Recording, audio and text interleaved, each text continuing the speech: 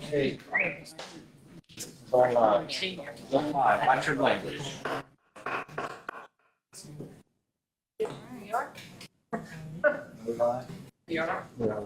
All right, my life. It is November 19th, 5:15. This is a Finance Committee budget workshop. There's only one Finance Committee person here, which is me, so we will talk about the rest of, finalize things and move forward with things at the next committee meeting, Monday. So I'm going to read a statement from Todd.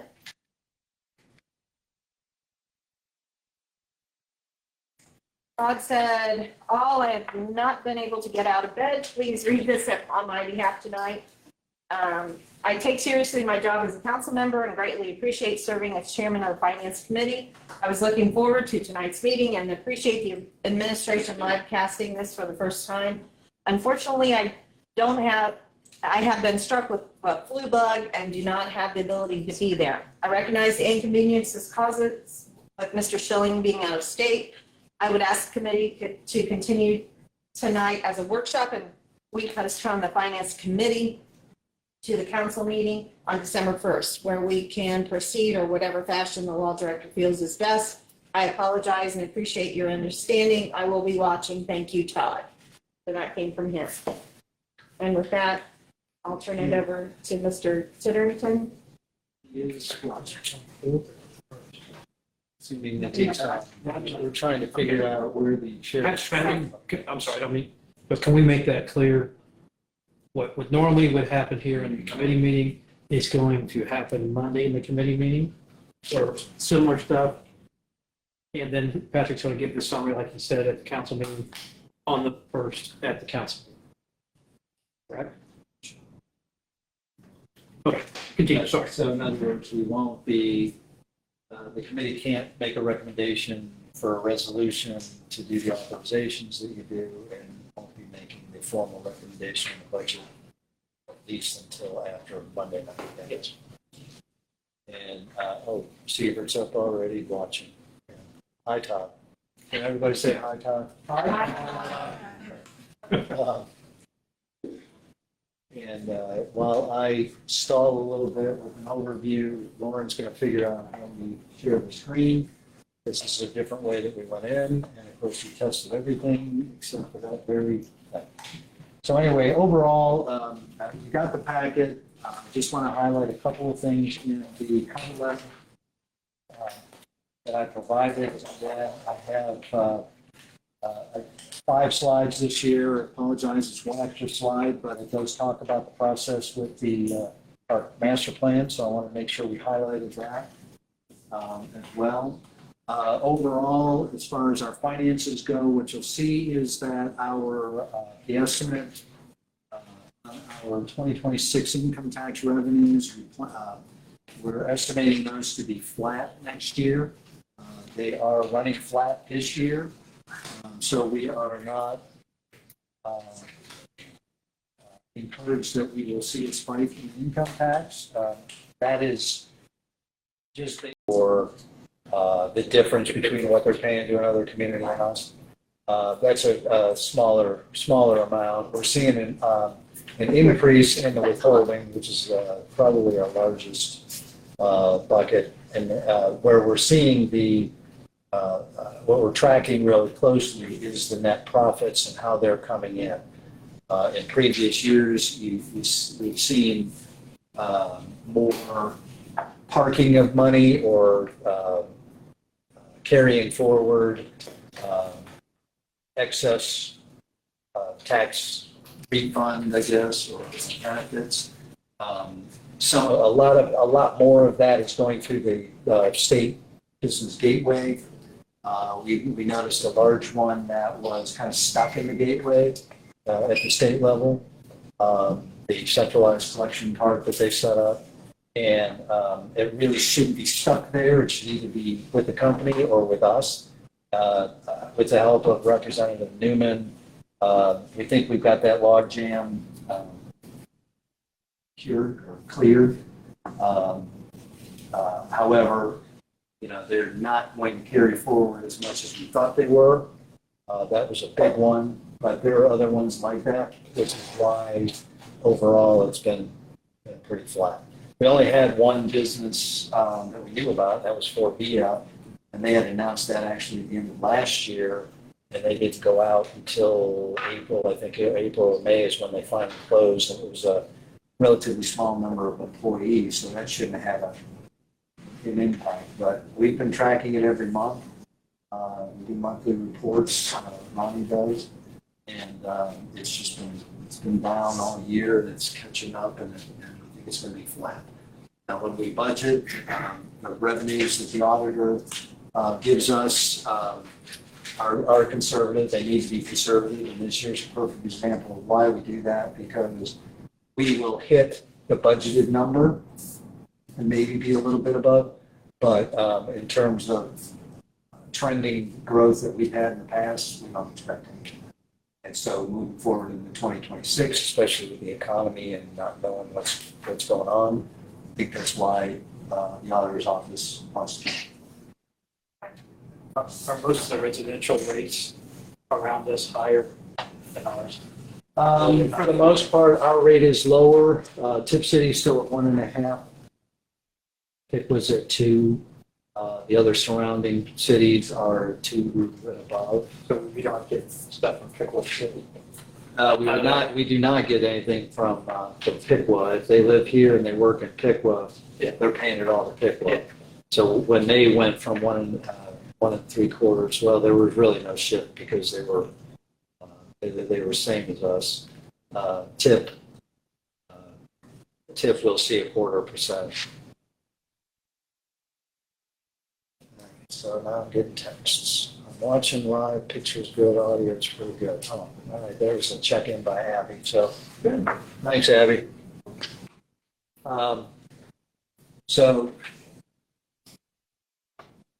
So relative, the revenues are relatively flat in the income tax. What you'll see in the charts is it's recommended general fund expenses, which for those that don't know, that funds majority of our employees, basic services, economic development, quality of life, and safety. Those are increasing nearly 10% due to wage costs, benefit costs. And the benefit costs have stayed pretty moderate, but they are increasing nonetheless. Some of our key supplies have gone up, such as chemicals. We've seen chemical increases across the board. And then we also have several key construction projects, a couple of which have carried forward from 24 to 25 and 26 is the time that it'll actually hit. And where that plays into the general fund is while they are in different funds, the general fund makes transfers to fund those funds, such as the capital improvement fund of 441, which is our single largest capital fund. As we've done every year, and it's been reiterated by the mayor and the city council, our 3 major goals that we focus on are economic development, safety, and quality of life. Mentioning those with the general funds. You'll see that the 5-year forecast, for a variety of reasons, and I did pass out a new one that you need to substitute in instead of the new one. I'll explain why. It's not a bad thing. It actually includes the 5-year, 50-year fund balance, but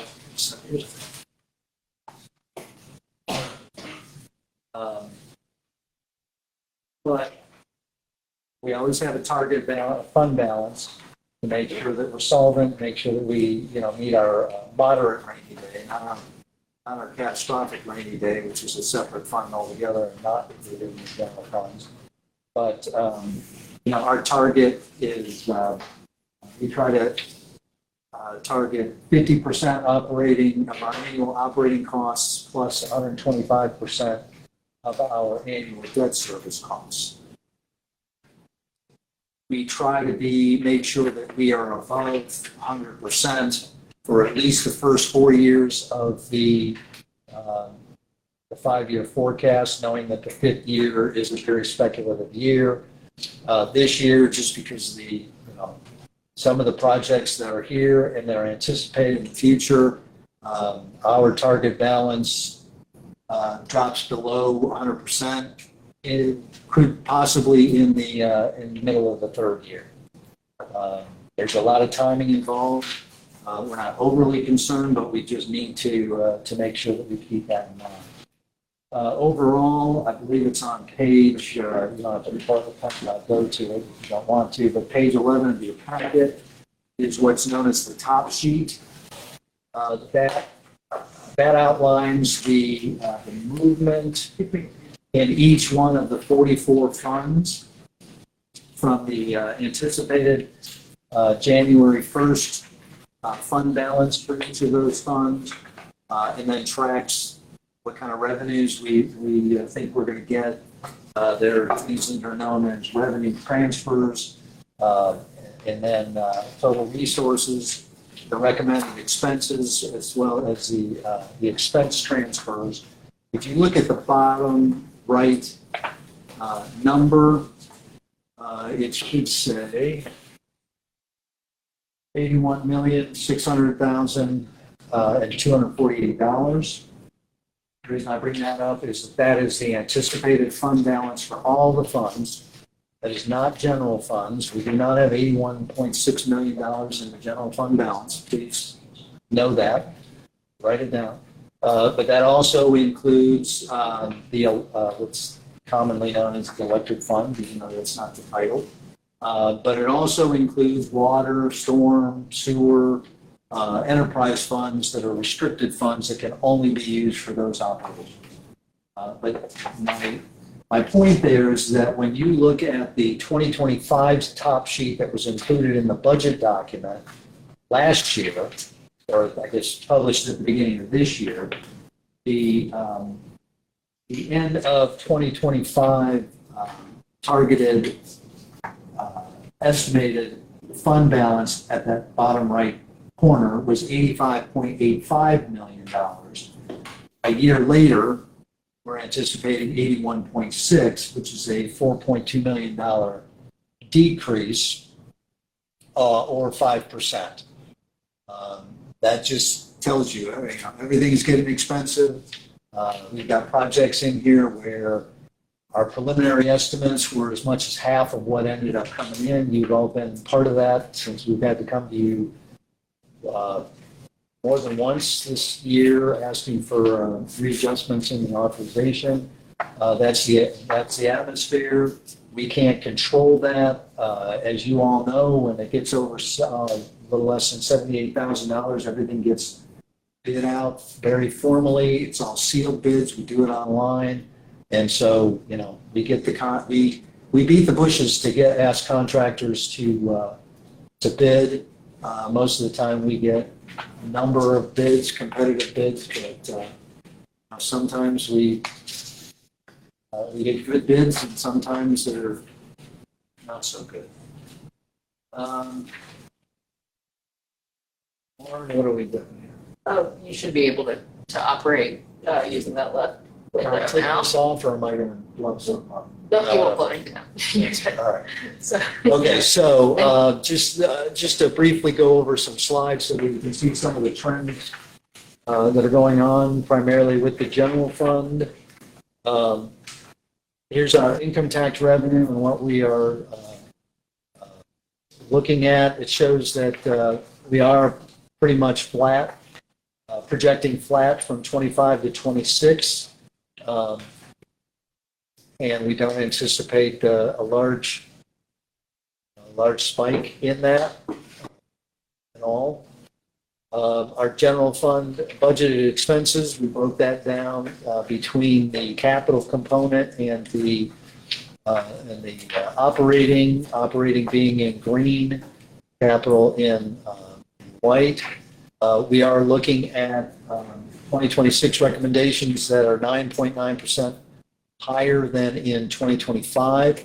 9.3% increase in operating because of the supplies, materials, and the wage growth, as well as 11% in the capital investment program, given that we've got some pretty big projects coming up.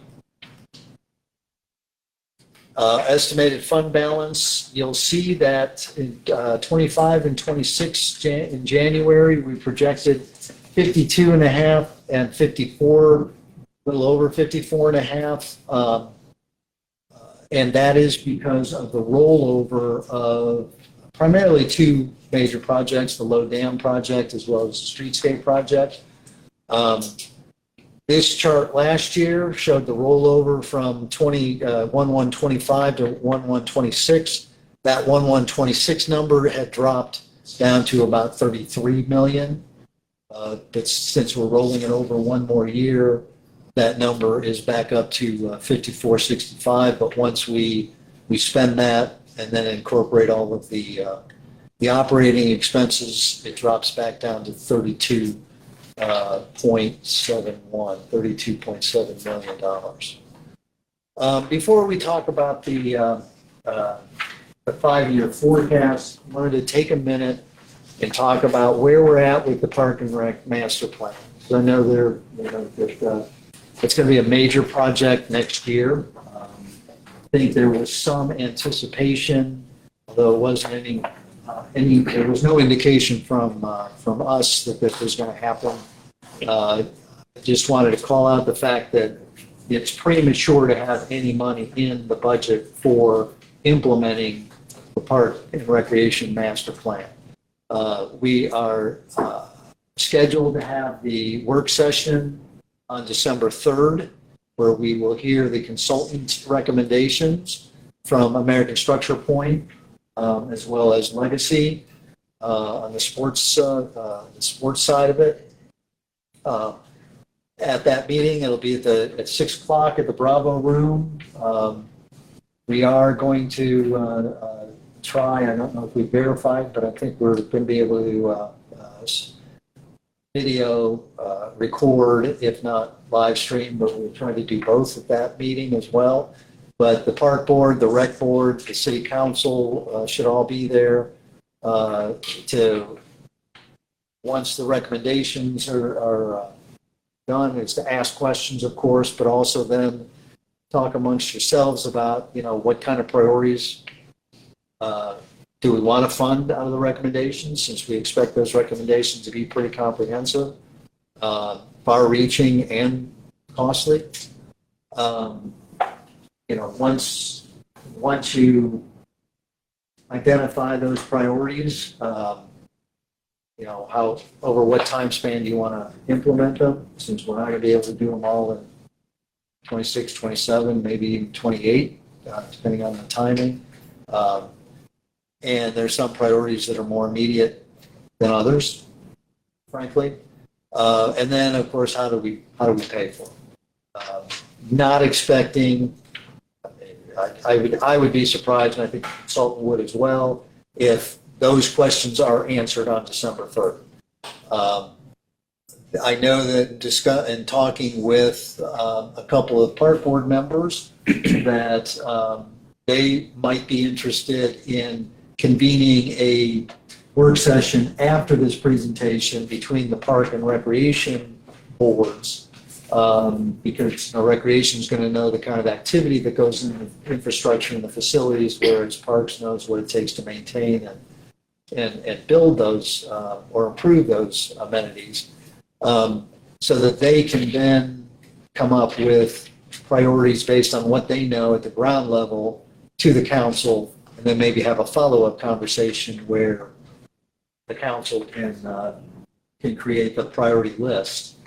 From that list, then we'll have some hopefully decent cost estimates, and we can discuss financing.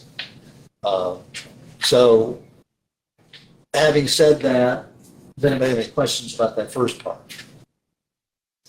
Okay. So what is in the 2026 and in the 5-year capital plan? What's in 2026, you'll see a few little things in here. I mean, we're going to still, we've still got money recommended for maintenance equipment, of course, the full staffing, and, some of the ongoing types of upkeep to our facilities that we would do under any normal year. We do not have any kind of,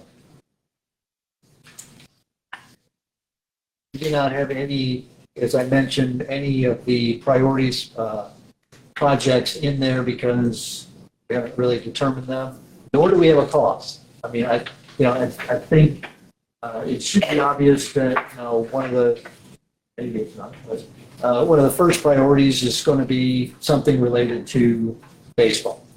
But we don't know, what size, what location, what kind of things need to be made, what kind of ballpark estimates there are. And so that's a discussion that needs to be held early in next year. But we do have $1 million recommended in Fund 228, which is Park and Rec Capital Fund, to begin doing the design, the engineering, and related work that to put something detailed together so that we could go out to bid on whatever project or projects we want to do next year. And the $1 million is just a plug number. It's, we think it's reasonable to at least do a baseball design, if not maybe one or two others, but nonetheless, whatever is decided to do, you decide to do, it's certainly going to take a reappropriation if some of that work is going to start in 2026. I mean, based on your priorities, we may find that $1 million is not enough for design, so we may have to come back and ask for an increased authorization for that amount so that we can get it out to bid sometime early, or at least first half of 2026. And then, my slide. So the chart 4 that I gave you, the initial chart that you had showed borrowing. And this is again just a plug number to give you indication. But in the 5-year general fund forecast, we initially anticipated possibly borrowing up to $15 million in 2027. And then with beginning to pay debt service, one semi-annual payment in 2028, and then a full $1 million, again estimated starting in 2027, and then 2028 would be full freight for that. Talking to the auditor and his take on the financial market and the kind of cash flow that we probably would have to be able to handle it in the short term, knowing that we would have to bond definitely. We shifted that over to 2028, which relieves the 5-year fund balance in 2030 by about $1 million improvement. Now, $6 million fund balances in 2030 is about a quarter of the target that we need. So it's not, unicorns and butterflies. It's still, but it's at least a little better and it's more realistic. So that's why I passed that out. The other charts that you have are replacement charts based on this green chart, and so you can substitute those in your packet as well.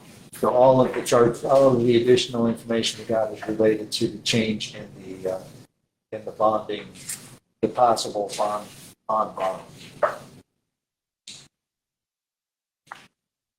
And I probably should have corrected this slide because it's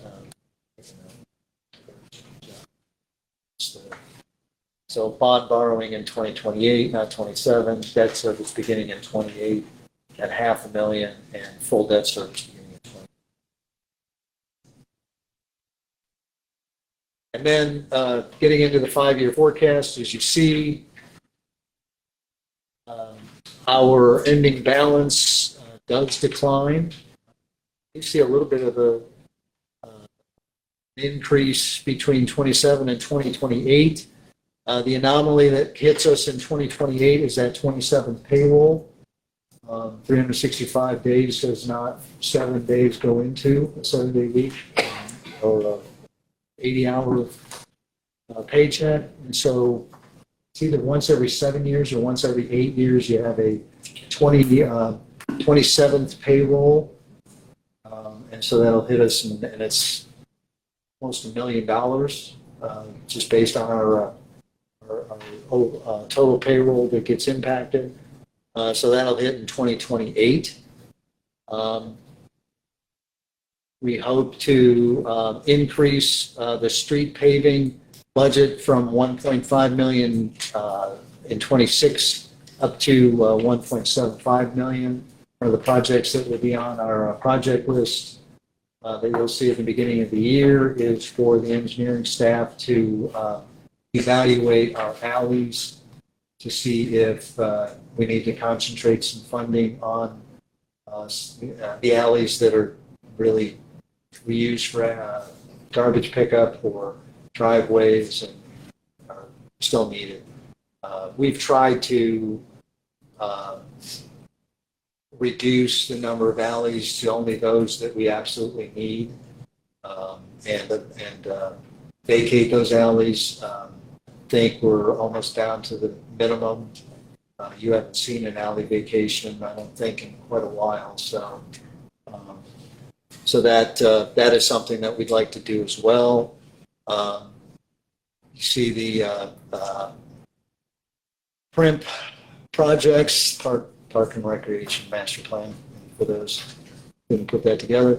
Starting in 2027, we would, and again, these are just estimates, $5 million each of the 3 years, spread over 3 years, with the borrowing in 2028 and debt service starting in 2028 as well. Not really thrilled with the 2030 ending balance. 2029 is better, but not really that much better. As I mentioned earlier, about mid third year is where we start to go below 100% coverage. So that's all I have on that. I kind of added this slide with a little with the QR code because this will be on, or this is on the website. Knowing that I'm going to do this again on December 1st, whatever our first meeting in December is. We have this, and we'll have it available. Before I stop sharing the screen and jump into the footnote page, does anybody have any questions about the charts? Okay. I'm going to hit the button, Lauren. All right.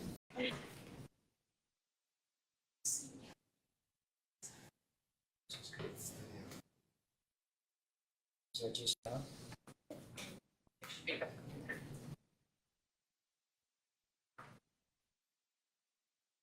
See, he wrote that at 5:30. I wonder if he must have. That was, it was shared at that point. I'm sorry. Basement? Oh. It's in the middle of the screen. Give a speech now. Let's come up with a signature. All right, so we're back live, and maybe Todd will confirm that he can see and hear us again. So now what I'll do is I'm just going to go through the some, if not most, of the footnote pages. The general format for the footnote pages is they do not outline and list every single expense in every single program. You don't want to know probably how many staples and pencils we're buying. And what we try to do with the footnotes is highlight the major expenses to show you what each department or each work program really does and what consumes a lot of their budget. A lot of them, I'd say most of them, have a personnel salary job component to it. There are some funds that are strictly either non-personnel or capital, and so they won't have staffing associated with them. If you've got any questions as we go along, please don't hesitate to interrupt. Starting with your page 12, general government is our catch-all general set of accounts and budgets. It's not associated with one work program. For some reason, it's always been the very first footnote we ever go over, so we just jump right in with both feet. I do want to highlight that we do need to do some HVAC replacements of components of the HVAC in this building, and so we have the design money to do that. The VAV boxes, and there are 47 of them in around on top of City Hall. We have been replacing those a few at a time. They are very old. We've got to play catch up and design it, especially now that we've got the newer HVAC system in place. Getting somebody to design the correct size and whatever capacity we need for those valve boxes, EAV boxes, is what we need to do next year, with the idea that we would fund the majority of those in I believe in 2027. We do have we did have somebody come in and do an energy analysis of our facilities. They identified 3 buildings where if we did LED switchovers, that we could save ongoing energy costs. Those are City Hall, the water treatment plant, and the maintenance facility. We will only fund this project if we can get an energy grant offset of $200,000, because that's what makes it really work for us.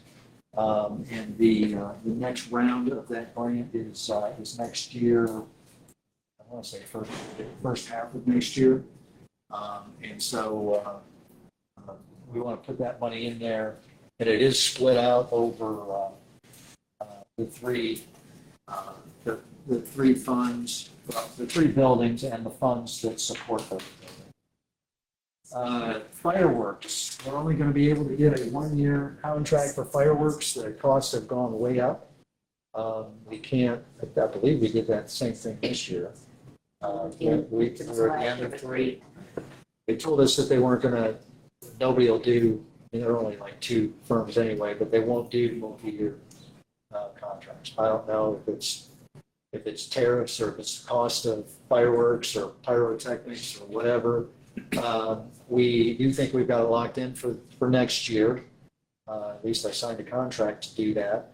The total amount being $65,000. We did submit a grant like we do every year to the Troy Foundation. We do want to do something a little better because a little more because it is the 250th anniversary.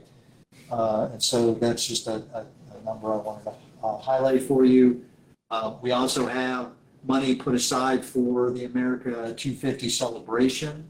We're hopeful to work with the Troy Foundation and maybe some other sponsors to possibly, we're still trying to work this out, bring a couple of bands in to play at the stadium the Saturday of the Strawberry Festival. It's all still very tentative. We've got a couple of offers out to bands through Ken Seiler's promoter agent that he uses. And so we're hopeful to be able to announce something soon. But of course, that takes money. It is a one-time. I don't think anybody's really going to be around for the next major birthday for the country.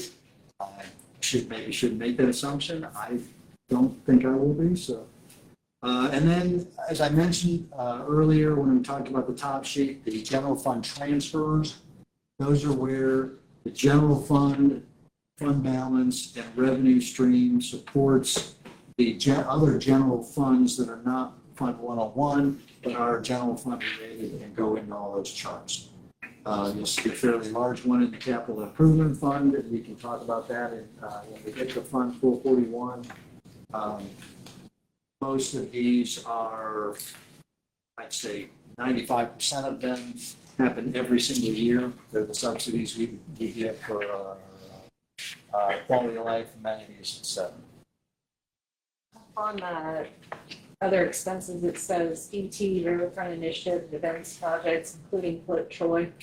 Is anything going to be floating? No. So float troy is just a very small component of it. No, Okay. we actually have talked about, Jeremy had wanted to get some new tents, just to do some general replacements. We're not going to do that next year. We probably could have done some of that this year, but we probably won't be able to do anything until 2027, once the Lothian project. Yeah, we're not going to be running a float troy program next year for obvious reasons. Let's see. The other ones we can zip through unless you want to stop. Pausing.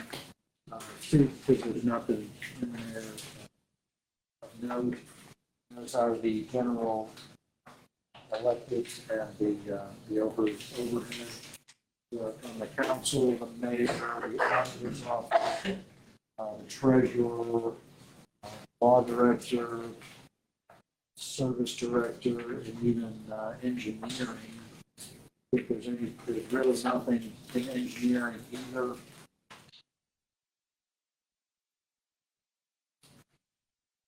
Somebody's got questions about that, as well as civil service and human resources, Charlotte's office.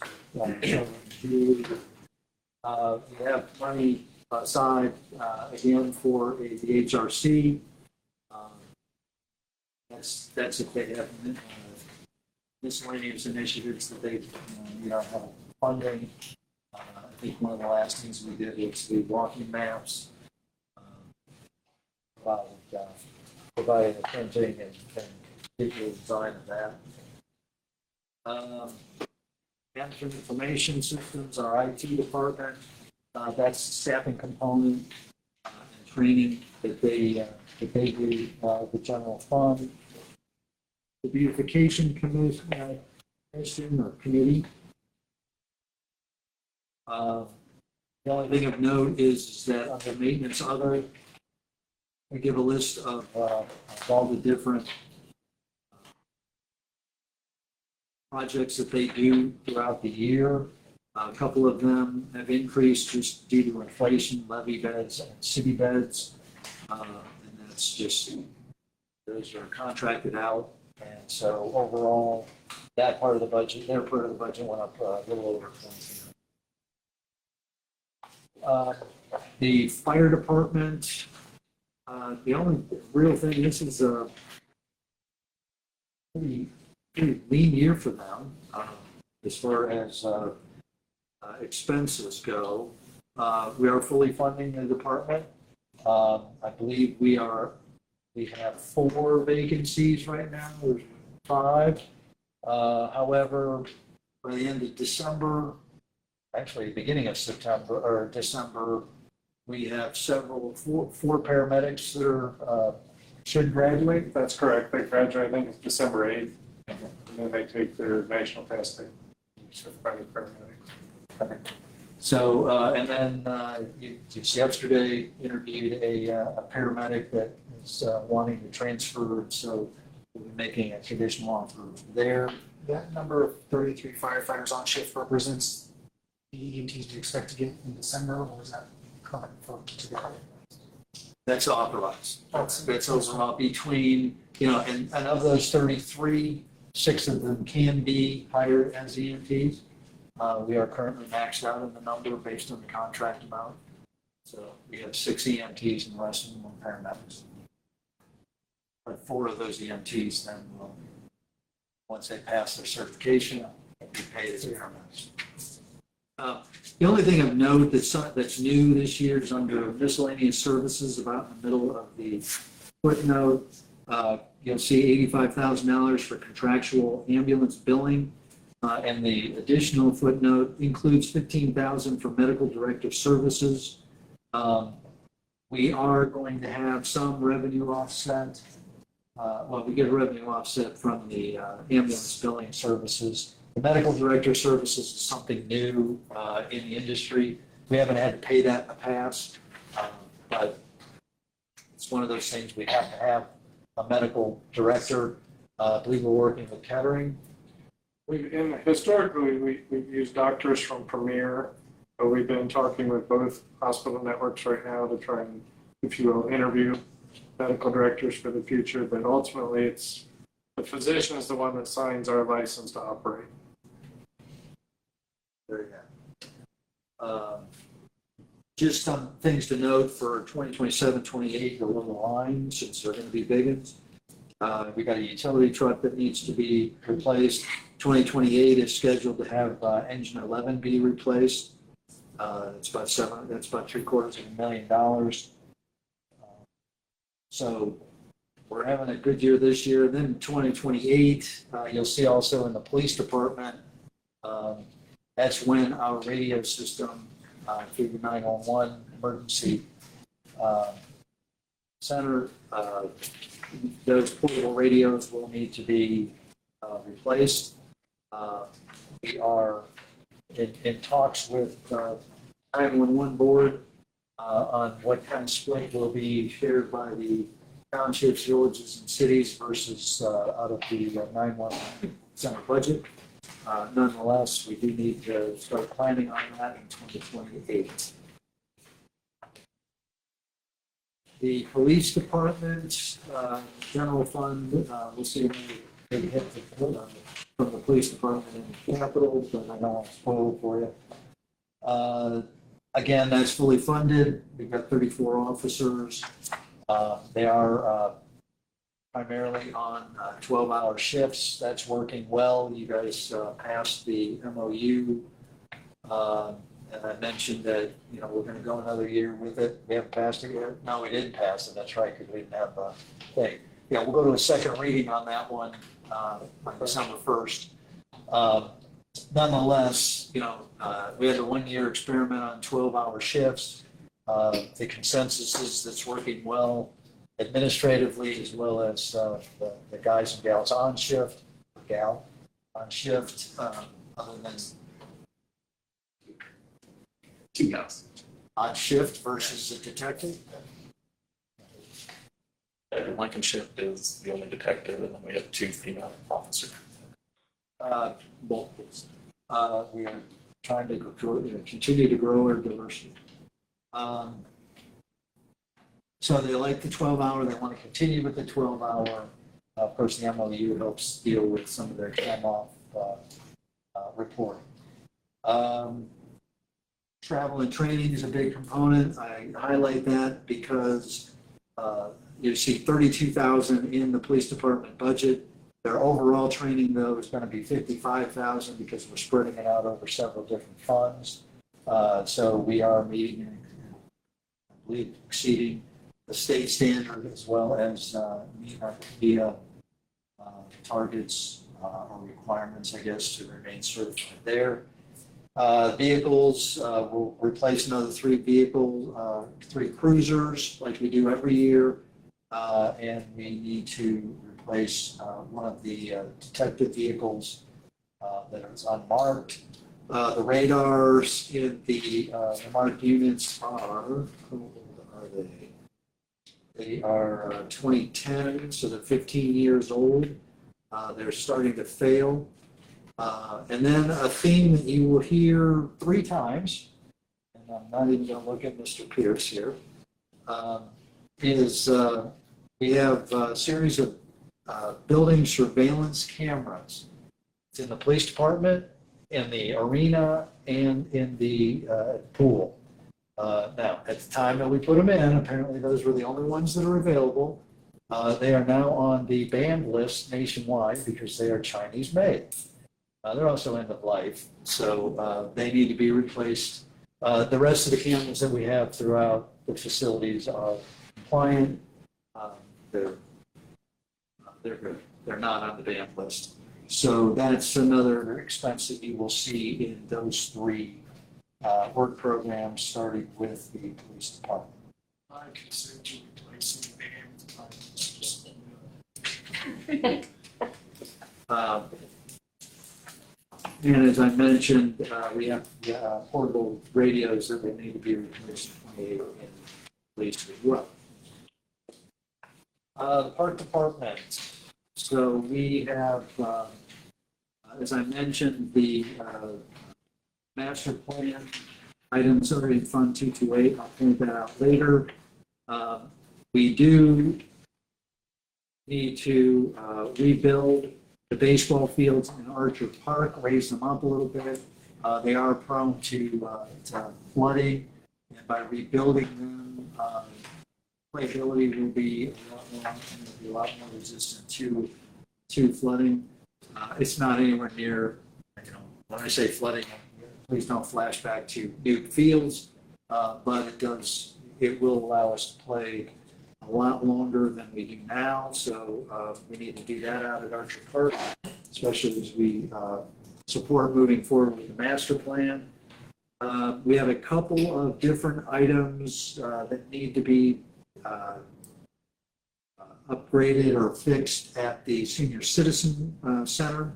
That facility is ours. It's owned by the park board, and so there's $22,000 to do some maintenance work out at that facility.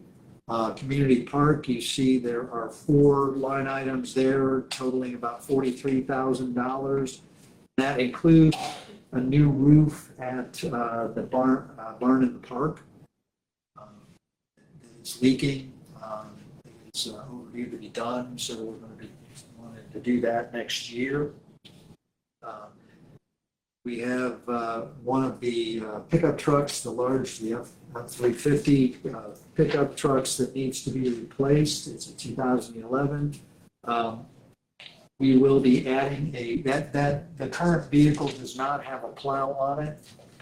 So we are recommending that we added money to our recommendation to include a plow and hydraulics associated with it, given that occasionally we do plow these local streets, cul-de-sacs and the like, and so we are getting more developments. We're growing subdivisions, and so having more vehicles with plows is necessary. Overall then, in the machinery and equipment, we've got a couple of mowers as well as the sidewalk plow. The sidewalk plow is, God bless it, lasted us 23 years.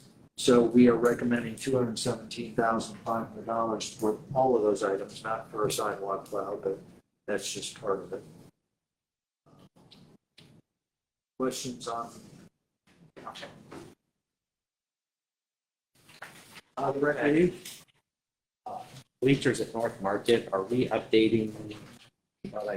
Those are going to have to be something that we talk about with the master plan. No, we're not. It's still about a $400,000 cost. Okay. We have not had the conversation with the schools yet. When we talk about the overall priorities, part of what we're going to have to talk about on December 3rd and beyond is, ongoing responsibility, because operating costs are going to be something that we're going to have to be real sensitive to. Shared use, shared responsibility, shared financial responsibility, all of that. And so I don't want to spoil it for the consultant, but all of that's going to be on the table.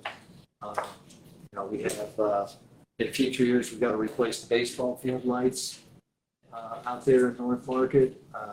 You'll recall, Jill, this year, or was it last year? This year. We put new softball lights up. I got it this year, North Market, softball. Last year. So I was asking. Yes, kind of crossed over years now. Within the last 2 years. And baseball fields, we need to upgrade those to LED lights. They're a lot higher, there are a lot more of them. The cost is every bit as much, if not more, than what the softball field lights were. And that's something we have to anticipate in 2027. Recreation Department, this is the salary general fund administrative support for all the things they do out there for Ken and Carrie and the staff. Lincoln Community Center, that is our facility. It's actually owned by the CIC because that was the easiest way to have that managed. We do pay for the utilities as well as we give them a few $1,000 in annual support for miscellaneous equipment. It works very well. We do include that building in our insurance coverage on the outside. They insure the inside. They're responsible for upkeep inside, somewhat similar to what the Senior Citizen Center does. We're responsible for the exterior, including plowing the parking lots. So the park department does those repairs as needed, as well as the electrical department. They sometimes have lighting issues outside. Speaking of the electrical department, we are recommending replacing a pickup truck, the Ford 250. So I believe that's one we'll put the plow. Yeah. That is a new plow as well. So added 2 new plows to the fleet. I see we're trying to get a new fire. Pretty excited truck. about That was also gonna get one. Not a fire truck. We talked about the jetback, but I was overruled on that one. That was one fire department, I should say, not it. Isn't it listed on there? There might be on there for future years. So you're predicting more snow since we're getting more clouds. Well, climate change, Bill, climate change. And then just to note that they will be rewiring the intersection of Water Street and Adams Street over the entrance to the hospital block. That's all outdated and it's not cheap. Other than that, it's status quo in the electrical department. That's the BZA. I didn't check this past month, but I don't believe that we spent anything on the BZA, but no hearings this year. Development Department, the Dream Squad. This is fully funding the staffing. We do have 2 projects that will be involved in environmental cleanup. Both of them have been anticipated and will be fully grant reimbursed, but we have to front the costs. One of them is, I call it the Signature property right at Canal and South Market, that property there, and then the other one is Ducky's parking lot. And then the other one to note, which is something new this year, it's actually something that we participated in this year, and that was still don't get the theme, but yeah, the Dream Squad loves it. We partnered with Habitat for Humanity to do the Rock the Block, where they focus on, I don't even remember, how many properties did they do, Tim? They did about 14 properties, and it was the state streets, Indiana, Michigan, that area up there last year. So, the properties that need significant property maintenance issues resolved, they're not in a position to pay for it. Habitat kind of refocused on trying to update and upkeep of existing properties, given that they don't have too many vacant lots to build new on. And so our staff, we had 2 shifts of staff, so 2 days worth of staff that went and volunteered during the day They are trying to grow that. This was kind of an experiment. I think it was experimental year. It was very successful. We saw several properties that were not part of the 14 that Habitat touched, then turn around and do their own renovations. And so it really improved the whole neighborhood or significant blocks worth. And so they have asked us and Piqua, I think they did something in Piqua as well, if we would want to participate in that financially. We think it's a good thing. It's probably overall a lot cheaper to be proactive on these and fund them up front than having to go through court and all the assessments and everything else that we have to do, condemnation or whatever extreme sometimes that we have to go through. So that's a new thing that we added into the development budget. Do we have a target neighborhood yet?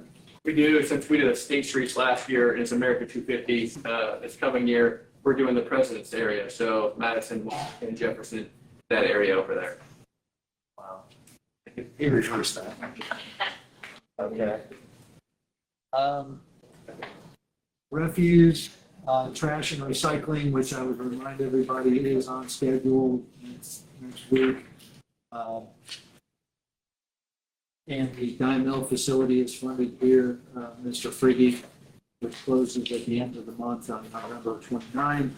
The only thing I would point out here, since we don't have any trucks to buy, is that every so often we do need to stock up on toters, the big roll-offs, so that we have an inventory as we get new subdivisions coming in. 3 different sizes. We do have we have 2 different sizes, yeah. We have the 60s and the 45. 595-ish. We got rid of the one. We never had the really small one. We only put them in. So that's it for that one. So that's in Fund 101. Moving on to the street fund, this is where maintenance, including the plowing. We did increase the road salt budget this year for 2026. 2025 was probably an anomaly. We didn't have to buy that much salt because we had a lot in inventory. I call that great planning. Some people don't really agree with me. But this coming year, we do need to restock. We have 650 tons on hand. I would note that prior to a couple of weeks ago, we had 700 tons in stock. We used 50 tons this year. And we intend on buying about 1,000 tons. Our maximum capacity in the barns is 1,800 tons. This would put us, like right as of now, 1,650. The 1,800 is pushing it anyway because that tops out the entire barn. The only thing to note in this fund, it is fully, complete staff funding. No cuts to that at all. We do need to replace one of the pickup trucks with a plow. That is not a new plow. If I recall correctly, it includes a plow, a lift gate, and that is I believe that's going to be the foreman's truck, and he's out there probably more than anybody else. If we've got targeted call-outs from the PD, we'll do bridges and key areas first, and he's the one who comes in at 3 o'clock in the morning and then calls me at 2:30 in the morning. Anyway, I asked for it, so I'm not complaining.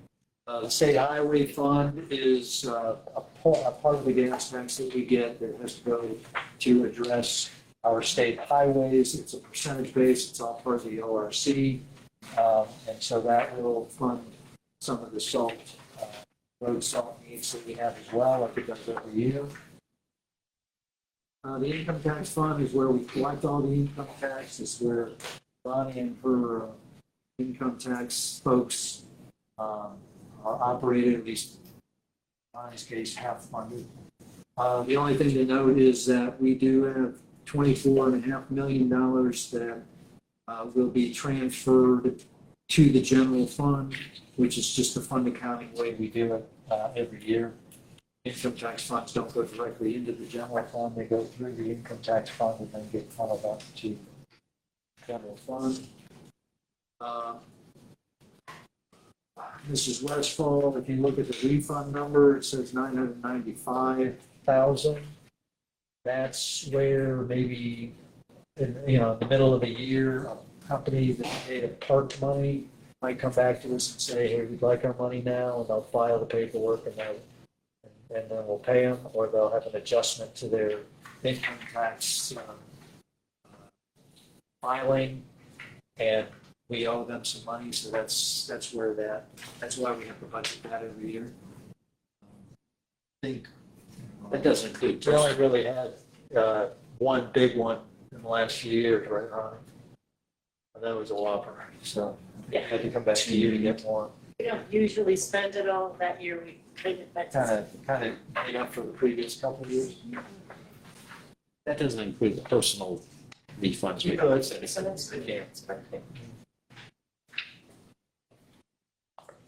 But if we had that kind of a significant individual refund, then I'd like to meet that personal. Yeah, that's fine. That's it. Cemetery fund, this is the operating fund. We'll talk about the equipment and the capital needs in a different cemetery-related fund. Nothing really of note. It's pretty well status quo. Just curious question. Other expenses, the 16,000, is that normally what's there? You're at the way at the bottom. Yes, that's the way we track it. Are we having more indigent burial? We've seen an uptick. We audit it pretty regularly, and if they meet the criteria, then we pay it. If it goes over 16,000, it's because we're required to pay it, and we'll just pay it and rebalance within the fund. Yeah. Kind of off this. The reimbursements to the funeral homes for taking those people, are both funeral homes participating, or? Yes, I believe that nobody's. Okay. I know they'd always like us to reimburse more, but we Yeah. reimburse what the required amount is. It's not a state. But the reimbursements to them is the state? That's state control. We set it in the fee schedule, but I think we've got it in our rules and regulations. Yeah, it's, But our, if I'm wrong about that, I think our language says it only goes to a Troy business. Yes. correct. Safety income tax fund, we don't have a. Jumping ahead to the next one, page 50 is recreational programs. This is the in and out for all the recreational programming fees that pay here. Mr. Twist, to your question, we do have a projected fund balance here of a little over $400,000. We will be looking at the possibility of using our share of any responsibility for the bleachers at North Market, since recreation programs are on the field. But again, we don't want to get too far ahead of it because of the master plan and the fits into all of it. Park and Rec capital improvement. This is where we have the design work for the master plan, $1 million, architects and engineers. The other project that's in here is the $1.7 million that was funded in this year's budget. They'll actually bid that out either the end of this year or early next year, with the intent on doing the improvements. This is not expanding the footprint, this is just repairing and dealing with the maintenance issues. said last year, nothing's changed there. And then they'll actually schedule with the contractor to do this work at the end of the next pool season in 2026. Why we carried it over. And then you see below the line where we want to get it out there that if in fact we bond, when we bond, this one actually needs to change as well. We'll look at debt service in 28 and then 29. Those updated in this document. CDBG, this is our federally controlled, I guess, revolving loan program primarily, but it also does funnel through some of our CDBG federal money. We do transfer funds here, 30,000 to Fund 245, which is our Small Business Development Loan Program, which has slightly more relaxed rules and regulations and reporting requirements. We do that every year. I will tell you that underneath $250,000 that we are putting in for the grant that we didn't get last year. We haven't submitted that yet, have we? No, it's not due until June. So, and that would go towards the Hunter Crawford project. It's a grant, part of the grant funding for that project. The fund balance there as of the end of September is almost $500,000. We collect $8,500, give or take, in fund income here. We haven't had any new loans come through. We do have 10 loans that are outstanding. Unfortunately, 3 of those are delinquent. You might have read that in the newspaper or the media, but by and large, between these two loan programs, our compliance and our collection rate has been extremely good throughout the several decades that we've had these programs. Parking and downtown improvement. This is the fund that collects a portion of any fines and parking tickets. We don't have anything in particular earmarked for this fund next year, except for maybe, I don't know, any kind of miscellaneous maintenance of facilities that we might need, otherwise known as the downtown infrastructure. But with the streetscape project coming online next year, not sure how much of that we would actually use.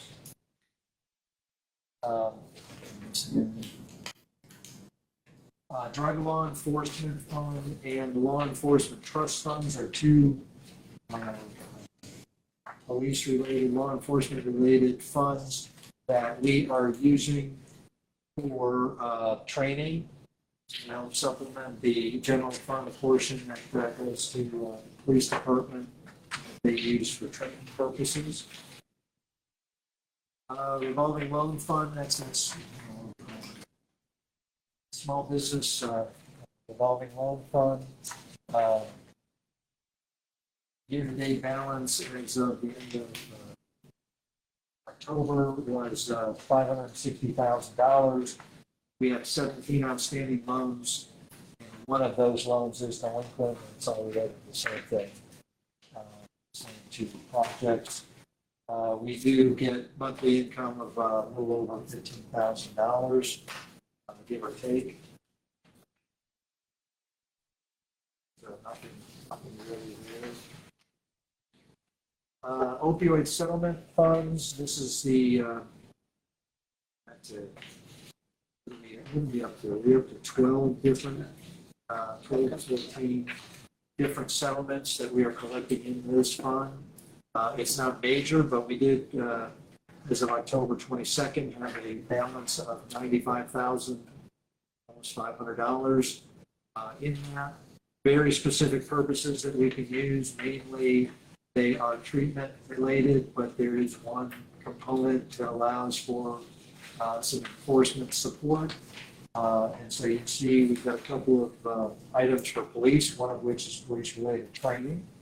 And then we do, well, I guess both of them are police, not training, but we got the well checks that they do every year.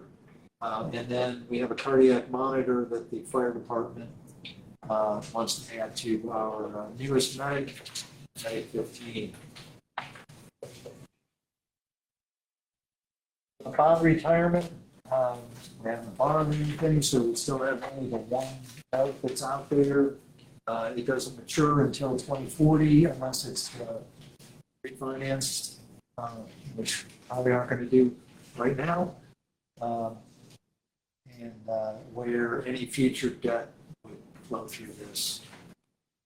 That's where we retire it from. Capital Improvement Fund. See, things to note. So, maintenance of facilities. We show a recommendation of $2.5 million, which, if I take a step back and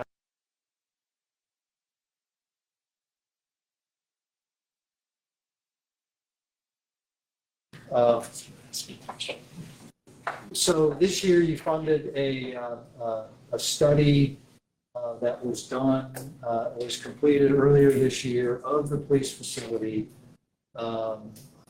just dealing with the age of the facility, the renovations that need to be done, taking into account the age of some of the infrastructure, the layout, the locker rooms, the whole setup, which was about 30 years old yet, are we?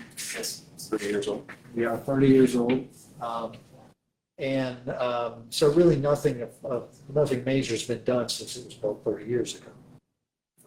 It was built, and the spec at the time was to accommodate, I want to say, I remember 27 employees, and now we are up to 44 or something like that. And we're going to see some growth. We have to see some growth over time, gradual, but I mean, we're not going to shrink, right?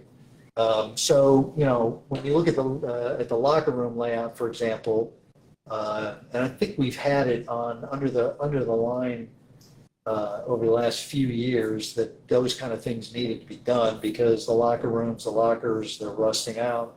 We have 3, not 2, 3 female employees, so we do need to address, there is a separate locker room, but we do need to address that, and I hope that we continue to grow that employee base. And so we don't have enough lockers, we don't have any room for growth. The lockers and the setup, the equipment that needs to be stored in those locker rooms, and the uniform items, it just doesn't accommodate. And so that's one component. The other component is when it was built, or another component, I guess, when it was built, it has a holding cell that we had hoped to use to accommodate at least short-term holding of prisoners or suspects or detainees, whatever the PC word is nowadays. But we've never been able to use it because of the state certification, and I think there were some changes around that time that made it impossible for us to be able to comply. So all it's been is glorified storage. To really use that space and to expand to accommodate, let's say, if I'm remembering correctly, we want to move maybe the on-call room or the roll call room over there because, again, our shifts are bigger, not just because we've expanded the complement, but also we're on 12-hour shifts. So we'll have more there at the beginning of roll call.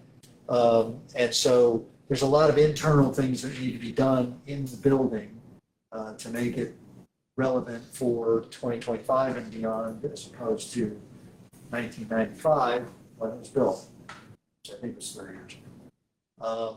Also, at least part of the roof needs to be replaced, if not all of it.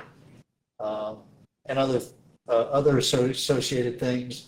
One of the key things that we're recommending we need to do this year is the windows. The windows all need to be replaced.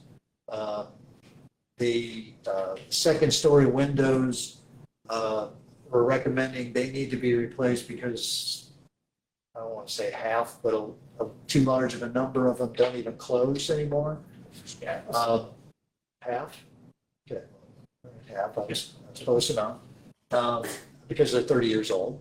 And the first floor, given the current atmosphere that isn't always as nice to the friendly neighborhood men and women in blue, they're not bulletproof glass on the first floor, which is a substantial expense. And I can't remember how many windows we have on the first floor, but it's a lot.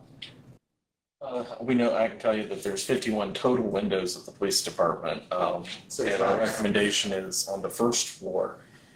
Not all of them would be bulletproof, but the ones where we have offices and people sit there all day, which is approximately 14 of those 51 windows that are right up against people's offices or workspaces on that first floor. So I didn't bring the breakdown. Originally, and what you see in your packet is we're looking at about a $5 million price tag to renovate that building, given everything I just explained. And we have a detailed report. We can email that to you so that you can see it in a lot more detail. But after talking with Sean, Charlotte, Mr. Friggy, we had talked about maybe $2.5 million one year, $2.5 million next year, or at least I did with the chief, and that would take care of the windows in the basement. The windows alone, that project is anywhere from $750,000 to $1 million, just because we have so many of them and some of them need to be bulletproof. And we had talked about originally doing that, and then the basement renovations, which include the locker rooms and some of the other associated changes that need to be done. And some of these are like removing airing walls and completely changing the inside footprint. What instead we're going to recommend is, given the enormous size of our capital program, the fact that we've got this park and recreation master plan, is to, instead of doing it over 2 years, do it over 3 years, and start with the windows for $1 million, and then the second year, the third year, we'd split it up over 3 years instead of 2 years. Now, there's going to be a remobilization cost, so it's not going to be as cost effective as it would have been had we done it in 2 years instead of 3.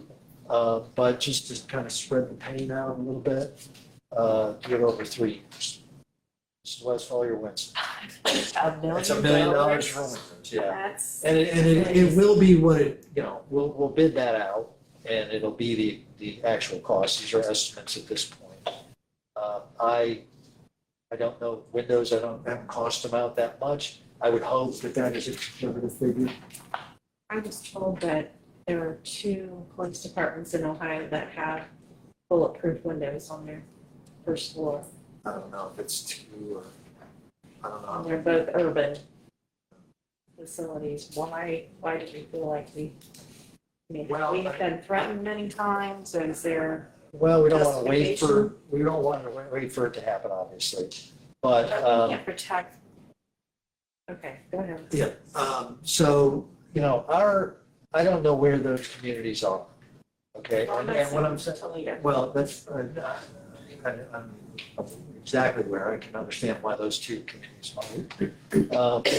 Our police department is uniquely situated in the community, being that it is on the zero lot line in the downtown, right in the walking path of everybody, and it's right there, just right off the street. I would dare say that the vast majority of police departments, similar to what you might see with the maintenance facilities or fire departments, are off the road, not in the middle of the downtown. They're not in the walking path. They're away from the road, so a little harder to shoot at. Yes, for lack of a better, well, accurately, let's say, accurately. A couple of we do have administrative offices. One of the areas that is right there is our interrogation room. Usually, when you're in the interrogation room, you're in the hot box, and maybe somebody that was with you who's angry at the police because their buddy just had to go in and get interrogated. Not lines though, right? Well, blinds aren't going to stop bullets. No. So, Keep people knowing who's in there. All right. You can do whatever you want, but it's a risk. It's always a risk. So, yeah, it's I'm not saying all the first floor windows are. no, and there's been some talk. I don't know. You guys talked about maybe blocking off some of the windows. Maybe a couple of them. I don't know how many. With some kind of designed masonry.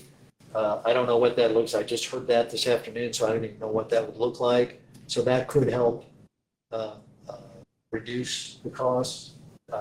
John, you were involved in that discussion, I think. Yeah. Could you elaborate? There are possibly four.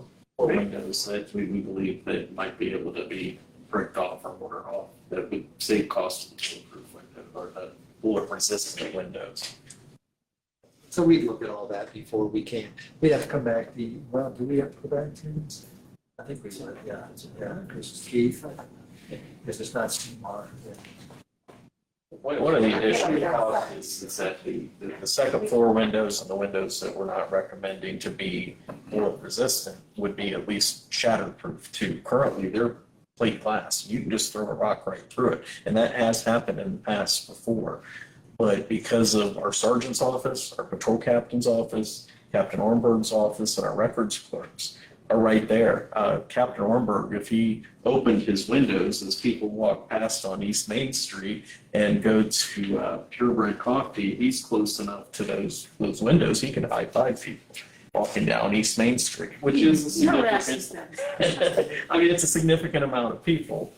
This has been discussed since the building was built because of the choice of windows that were placed in there. It's not a new concept or a new idea that we just recently came up with. It's just a matter of the windows, their time for replacement, it's now. And we'd like to upgrade them so that our officers are safer.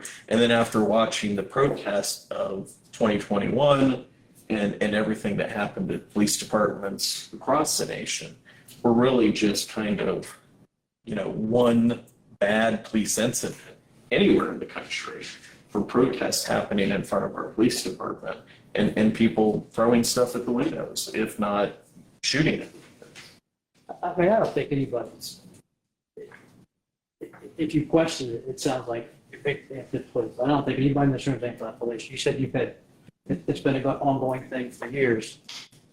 It must have been internal because I don't think council has ever heard about the replacement windows over the last few years at the police station or any idea of doing that.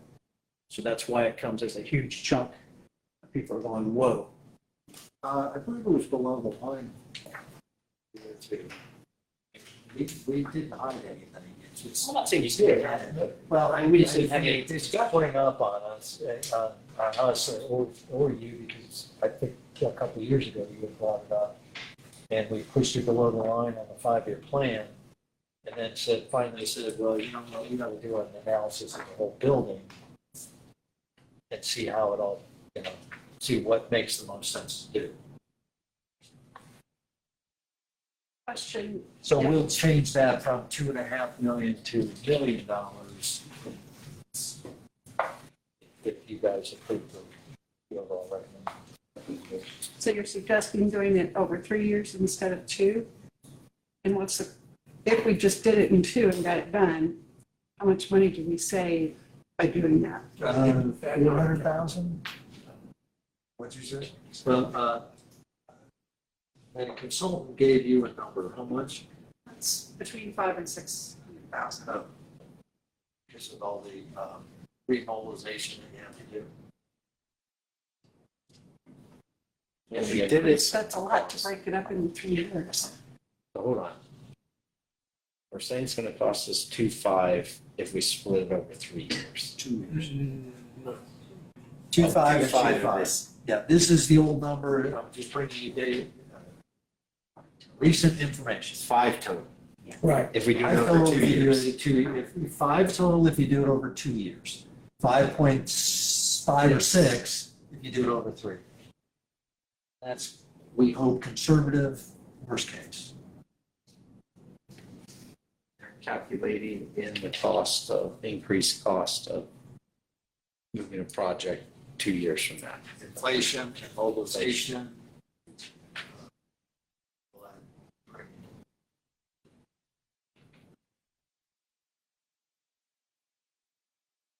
And that 2.5 is with the blocked off windows? No, that was just a recent thing, so that should help reduce this by a little bit. I don't know how much. Or Windows it is, but, it's only a few $1,000s a window. Okay. Cool. John, you had the conversation. Blocking a window, you said was $2,000-3,000? It's 1/10 the cost. And it will be decorative if we go that way. I'm not saying we are, but we're looking into it if we go to do this. And hopefully we can do 6 windows rather than 4. I mean, you'll like the design, I'm sure. It will be aesthetically pleasing. So if we're proceeding with that, is there any idea of when that figure will be in? What's the question? If you go that route and you're checking that out, are we talking, you'll know that figure in January, February, next June, next budget time, or? Next year sometime. No, it would be, whether it's $1 million that you approve or $2.5 million that you approve, that would be built in, that would be part of their analysis to come to you with a bid, hopefully as early as possible in next year.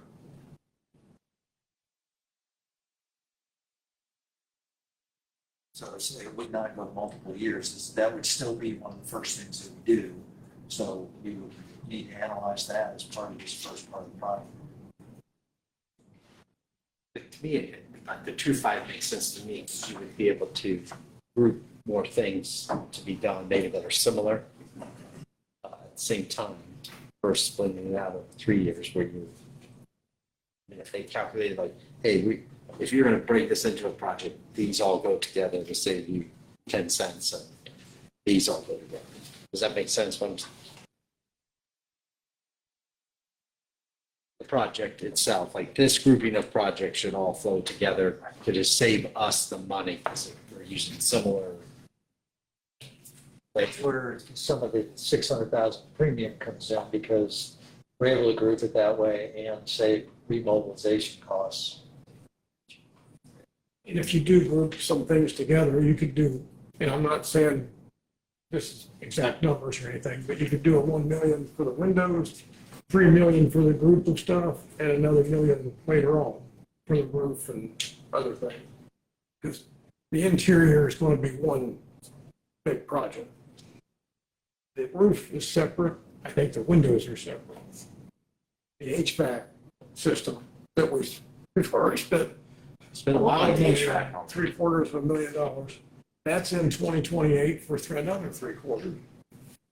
We didn't talk about that today, but that's in the 28 budget, if I'm not mistaken. I think that there's much improvements to do. There is a leak in the system right now that we hope that the cost is minimal. And unfortunately, that leak is in a pipe that runs underground to our cooling tower.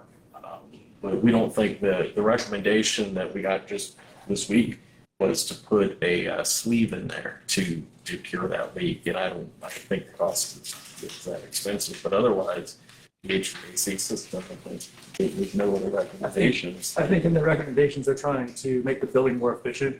Right. We didn't go forward with some of those things. We're holding off on those. Obviously, the windows are going to make the building more efficient, and LED lighting and make the building much more efficient. So that was kind of like, if we get everything together, maybe on down the road somewhere, we could try to make the HVAC system more efficient. But I don't think there's anything immediate.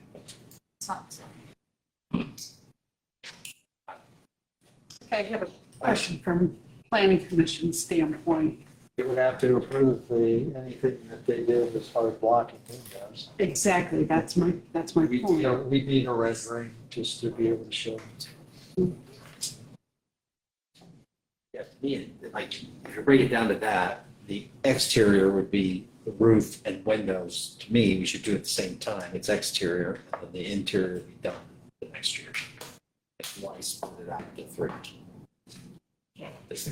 Well, Different windows. See, I don't even know. Give them, John. I'm sorry, give them that. He give you 600,000 to do it in 2 years. Well, look, it's a 30-year-old building. It looks new from the outside, but it's 30 years old. And, you know, we've replaced, and it's not a touchy subject between police and fire. Everybody jokes about them playing with each other. We get along very well. But, you know, we talk about, you know, it's live streaming, so you know. Right? Is that, you know, we've replaced fire stations, maybe not at 30 years, but we've got to do quite a bit of work. I think the station one was a little older than that, maybe about 10 years.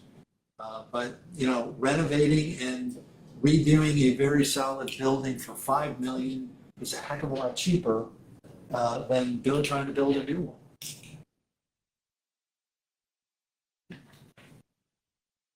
We also believe that the community likes us to be downtown, so to continue in the same space, and because of certain areas of the building, but what was supposed to be a jail at one time is so underutilized, to be able to convert that to more usable space. Unfortunately, it's not cheap because it was built to be a solid jail.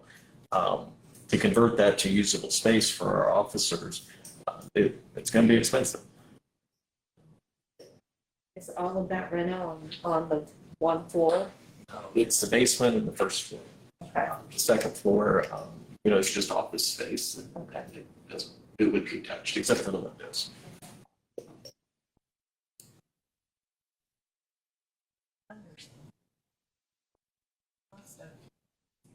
What number do you want to see? Do you want to see the million or do you want to see the 2.5? I think she wants to see a little more detail from that. Well, Just the bricking, the windows, what you're doing with the windows, or how many. And I would like to see the auditor's recommendation of his view of if he had control, what phases and timing we would do this on. I have to do a lot more investigation than I did today. I understand that. But if you take a tour of the police building like I did today, you can make your own recommendations because it's the deferred maintenance is very steep. It's not good on the inside. You can, the chief and I'm not 100% sure we need bullet resistant windows. If you say you don't want to vote for the bullet resistant windows and there's an incident, can you live with yourself? That's the problem. The probability of somebody shooting into the building, the probability is very small. I think you'll admit that. Right. The fact that a brick or a stone or a rock could go through the window, that's probably a high probability by somebody stupid. But boy, it's a tough situation. It's a lot of money. We need to protect our policemen. We need to protect the citizens as well. Will I get to vote on that? That's a question for Brandon. You don't have a financial interest in it. Do you have anybody in the construction industry related to you? So no. Well, no, but I mean, I definitely have a personal interest in that. It's Different financial. Yeah, Okay. you're fine. Go I'm just hearing this, that you're saying that the second floor windows are not even shatterproof. Is that even current code? That you have second floor windows that Yeah, are? as far as I know, breakable? when I witnessed a rock go through the sergeant's office, those are plate glass. Everything's plate glass. So you can. There's no difference. There's no different building standard for police stations, I understand. windows I'm just versus. saying, would you put any building with second floor windows that aren't shatterproof or blocking some? They have going the, out or going? they have the film that, it's not like windshield quality, but it's basically your residential, it's basically your residential windows. is what it is. 30 years old. That is code. There's no difference in the code. There's no requirement for anything additional. So what you're asking is, it's 2.5 now, 2.5 next year, or divided out 3 years, so it's $1 million. But if you put it every 3 years, then you add on this premium for not getting the, so now you're talking about 1.8 or 1.9 a year versus 2.5 over 2 years? I mean, No, I'm with you. Yeah. I've already stated that, right?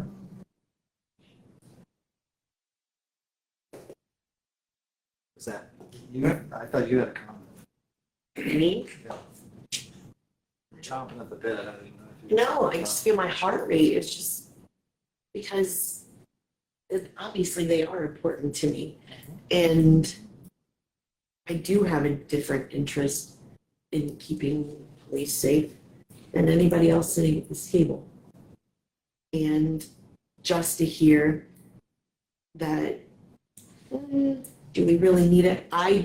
Me personally, I don't want to take that risk of being that one time that it's, we think we live in a safe city, and I do think that we do, but do we want to rely on that and just in the hopes that nothing happens? I don't. I don't think any of us want to do. Nobody does. Nobody does. I know it's a lot of money, and I do know it's a lot of money. It is a lot of money. So Susan, you're saying there's only 2 stations in the state that have bulletproof glass? Troy should be a leader in that. I'm not aware if there any. I think Todd did some research.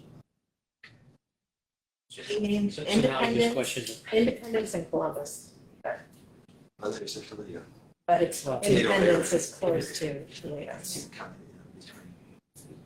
and the price difference is what? It's half? It's double for bulletproof? Like, what's the? It's substantially. I got a quote for non-bulletproof the year before. It was around 390,000, 400,000. It's like Just double. windows. Yeah, it's just double. And that was that the whole building or just? That was the whole building. That was the whole building. And then we cut it back to, only looking at the first floor because I really wasn't impressed that bullets could be bending like the Matrix and, get up to the second floor and hit somebody from the street. So let's try to cut it down on that street. Yeah, well, anybody can snipe anybody, right? The placeholder figure of $1 million that's for the bulletproof windows in the first floor and the rest of the windows, that would cover that cost. $1 million? $1 million would cover, they would replace all of the windows. And the bottom ones would be, the bottom ones would be bullet resistant, bulletproof, whatever the real word is. And then the upper ones would be a higher grade than the typical residential windows, but not bullet resistant / proof. 14 out of the 50. How many windows we have? 51. 51 windows would have to be bullet resistant. Up to, minus whatever we might block them off if, assuming the planning commission approves it. I would hope they will. Makes sense. But, you know, We have I to do would think it. that, you know, the stronger the windows, so the bullet resistant windows would be able to stop like a thrown Molotov cocktail or something like that. And the same with something that is shattered resistance. I think that, you know, something that would be thrown would be stopped by that. But, you know, the real fear is, you know, on the first floor where people are even feet from people walking on the sidewalk, is we'd like those to be bullet resistant. And, you know, nothing is truly bulletproof. But, you know, the industry always calls it bullet resistant because if you shoot it enough times with a high-powered rifle, it's eventually going to get. We'll give you time to react and get back out.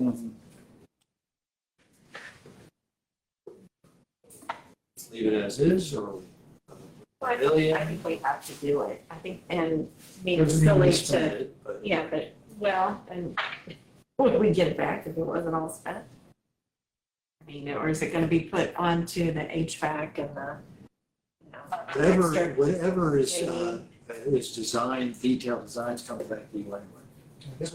You'll see, it'll come back like any major project over $70,000, you know, for authorization to bid. We'll have the detail listed out for you. we should leave it alone, but it's a lot of money. But Answer to, right, Sean? Yes. And as I mentioned before, we'll get out, we'll email the detailed report. The other thing that comes to me totally independent of a certain council member who texted me while we're in this meeting, that perhaps putting words into Sean's mouth, he'd be glad to host anybody who wants to walk through the building and actually look through the building. I know that was on the tip of your tongue, but I mean, that's any time, though. I mean, I have to give credit to our sick person watching remotely. So, no, yeah.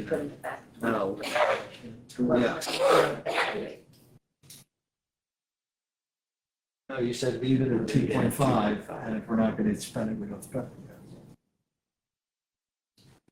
And that's by leaving at 2.5, We're still we're looking spending at, like 2 years. it'd be it'd be on a 2-year, but I mean, the second and third year could ultimately be split. You know, we get into a recession or something like that. Could I ask a quick question? The film, I think the schools, some of the schools use film now with not bullet resistant, not bulletproof, but is that the shatterproof that you're talking about? Basically, yeah. So like if you threw a rock, it would break the window. The window will still break, but it won't penetrate through the window. If I throw a Molotov cocktail at the window, it'll hit the window, it'll break the window, but it will not penetrate through the window. What about a It doesn't bullet? What would a bullet do? It stays in the film. What would a bullet do to The higher velocity will go right through. That's all it'll go right through. that? 9mm, would it go through? More than likely. Okay. They're like drop down.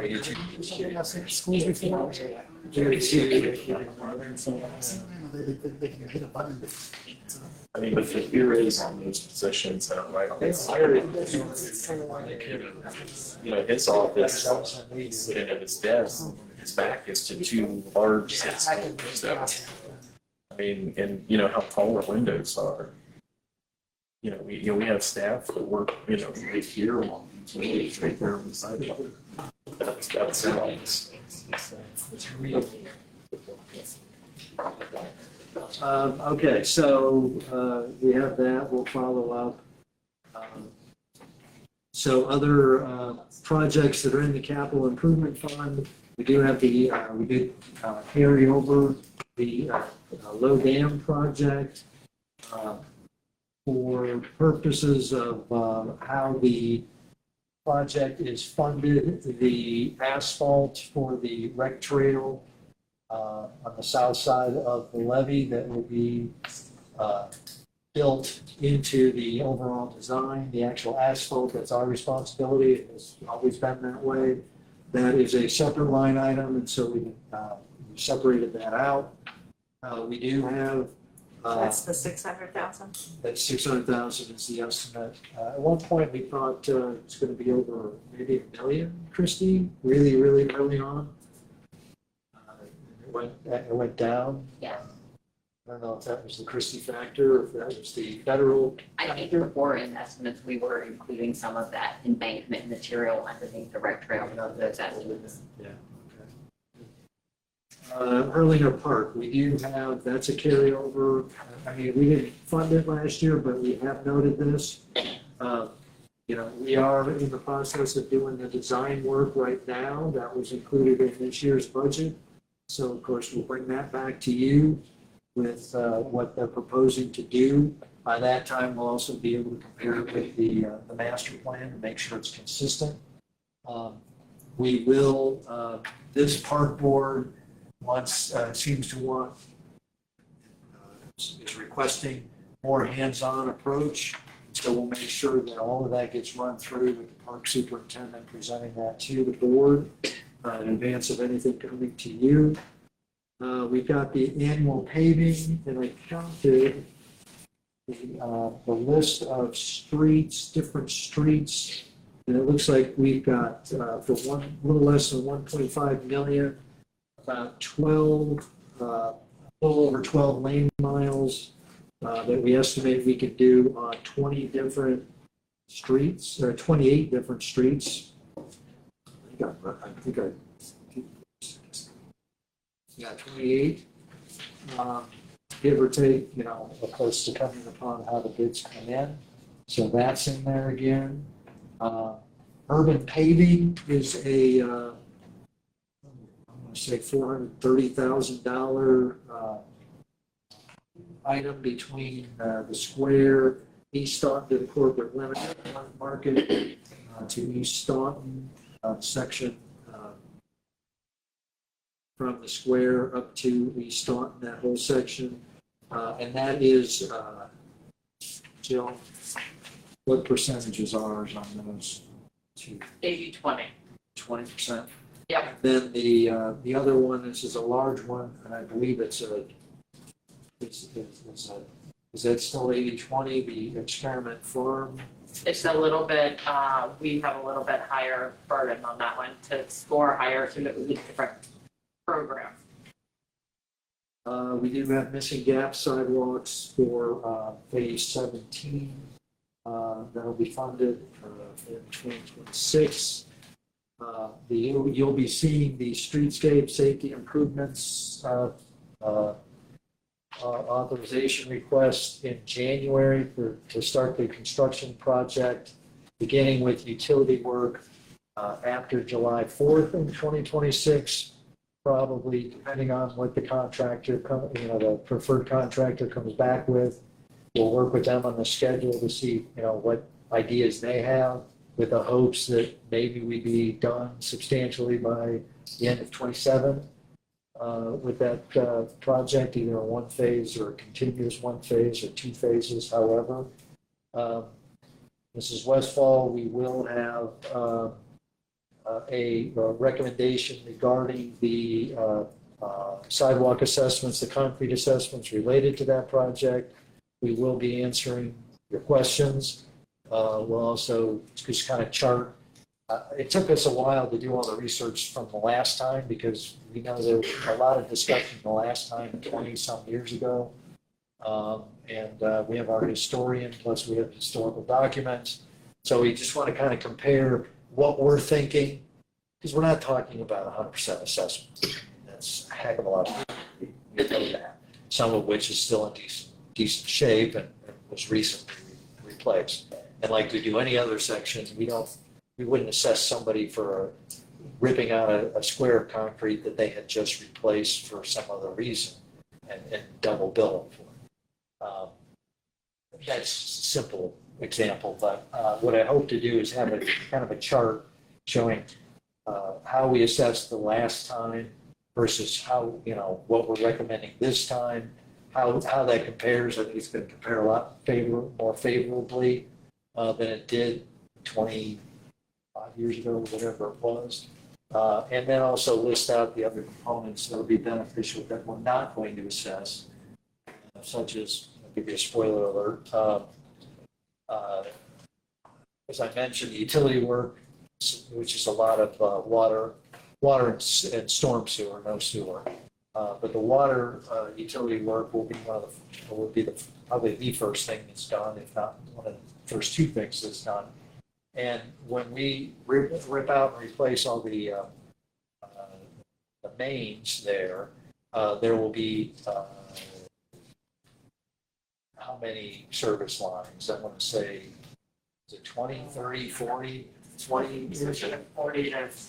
40 to 60, I think. Yeah, sorry, we didn't hear really much. Say 40, but it's a lot of them. And so what we investigated was to see, what's the cost. So those service lines are 2-inch right now. They don't support sprinkler systems. What is the incremental cost to take those from 2-inch to 6-inch, and then be able to set up the buildings to be able to hook into it, actually sprinkler a lot more cost effectively than some projects, one of which you probably know very well. $5,000. There you go. And it's pretty cost effective for us to do that. And that's not something then that we would bill back. So that's a benefit to those property owners, for at least 40 of the property owners. So just to show the differences. That's why it's taken a little longer. We're about ready in the next couple of meetings to bring that whole thing to you. So I know you've asked a couple of times. I know. I don't think it's quite 6, but it's been several times you brought it up, and so we are working on it, and we will have that to you soon. And then we have another paving project. So far we've got a local road project. We've got 2, 3 urban paving projects at 80/20. Experiment Farm, I don't know how many of you travel Experiment Farm, but it's become quite the roller coaster. And with the build out north, it's a lot easier sometimes to go Eldine Road and around, at least where we live. And so it's due to get paved. It's looking forward to that one.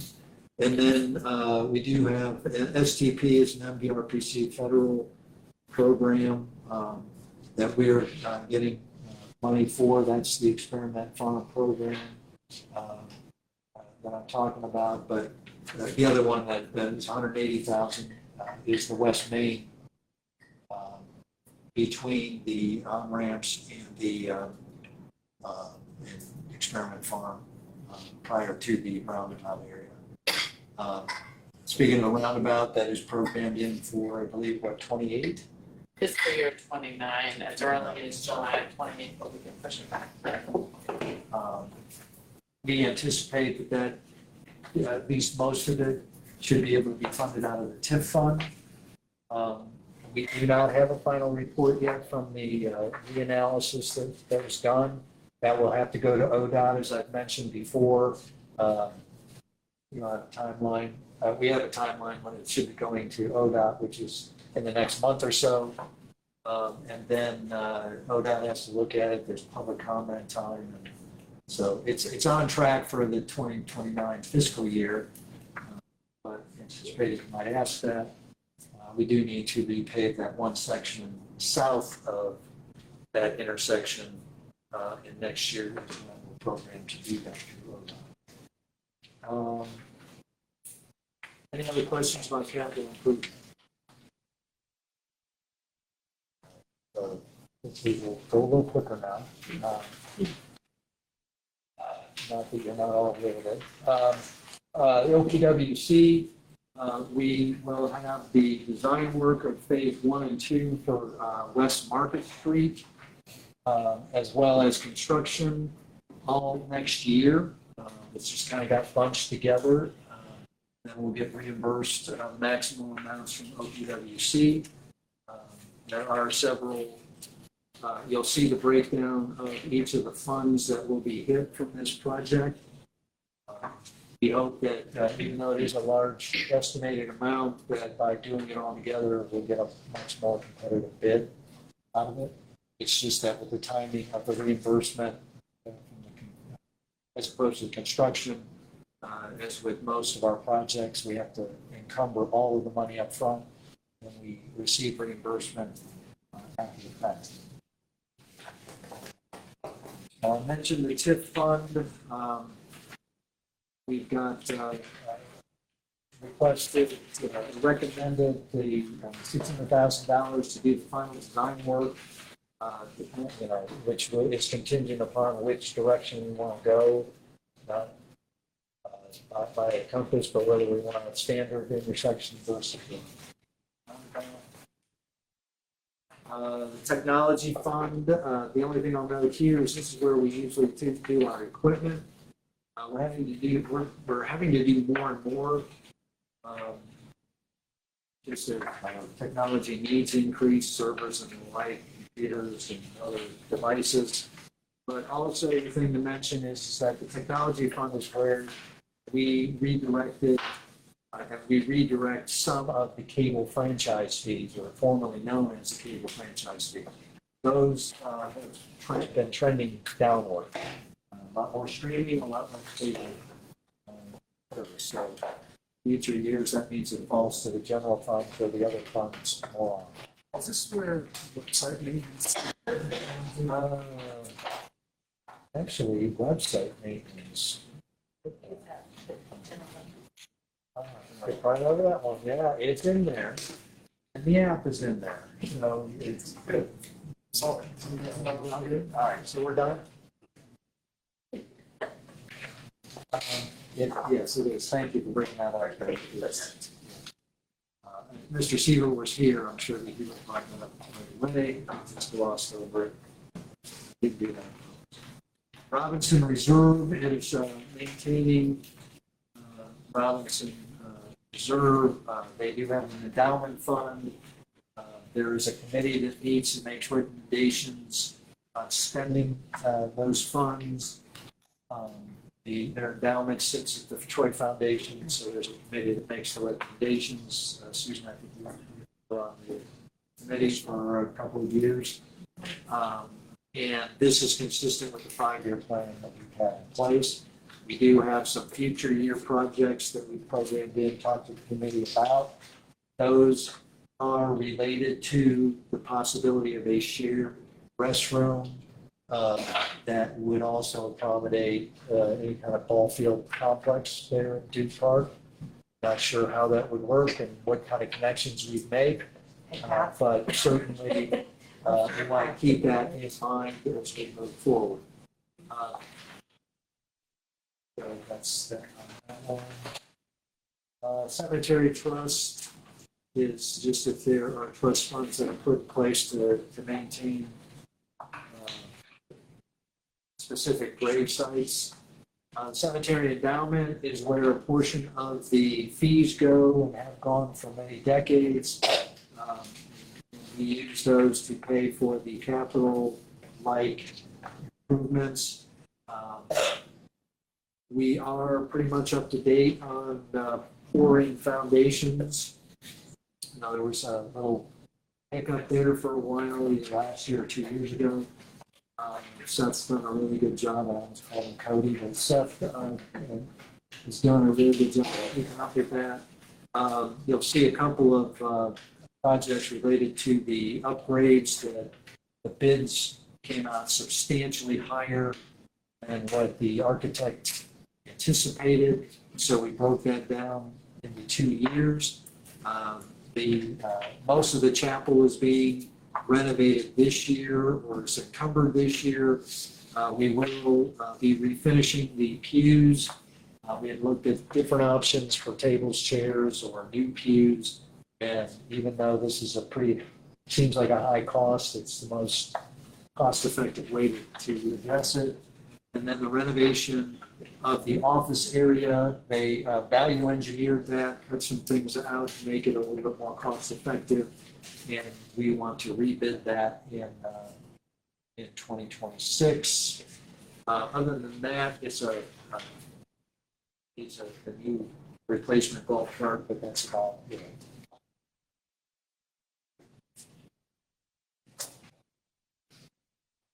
Martin Arena is we just want to draw attention to the maintenance of facilities. Set of line items, about $272,000 worth, but it's a variety of things. The last piece of roof that needs to be replaced is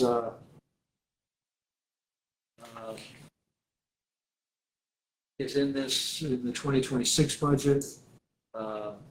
The exterior of the building needs to be cleaned and waterproofed. You might recall that this year or last year, one of those 2 years, we did the flashing and cleaned up some of the leaking that we were having, or all of the leaking we had. Now we need to reseal the exterior, which is something that the facilities now, the expansion projects, at least about 10 years old. And so the manufacturer, the contractor, they said, yeah, you need to do this to keep it in good shape.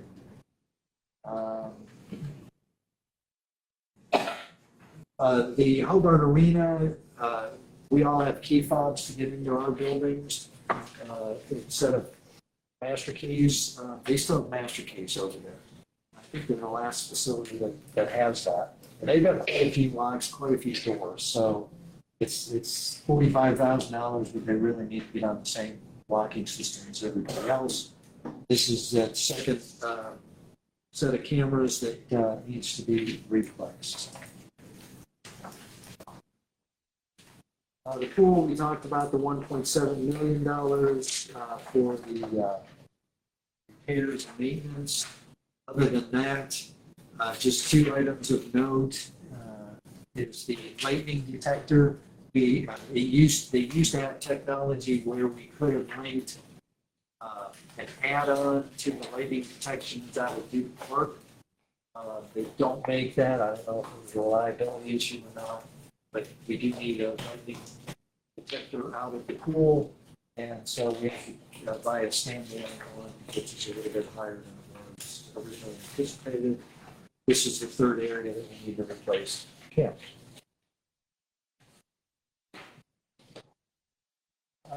Stormwater utility. We have portions of the design of West Market Street in here. The Race Drive pump station. I'm drawing a blank. What do you call that? Under the railroad. Underpass. Thank you. That needs some pretty significant overhaul. The only way that you can travel underneath the railroad is to have that, just on a rainy day, is to have this pump station working, so it's pretty essential. However,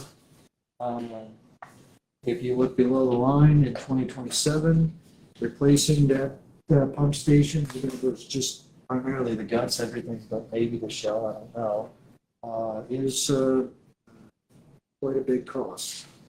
That's today's rough estimate, not 2 years from now. So that is something that thing, and I can't believe not only this, that we call this a leaf sucker. It's a leaf sucker. We have a lot of fun with our donkey buses.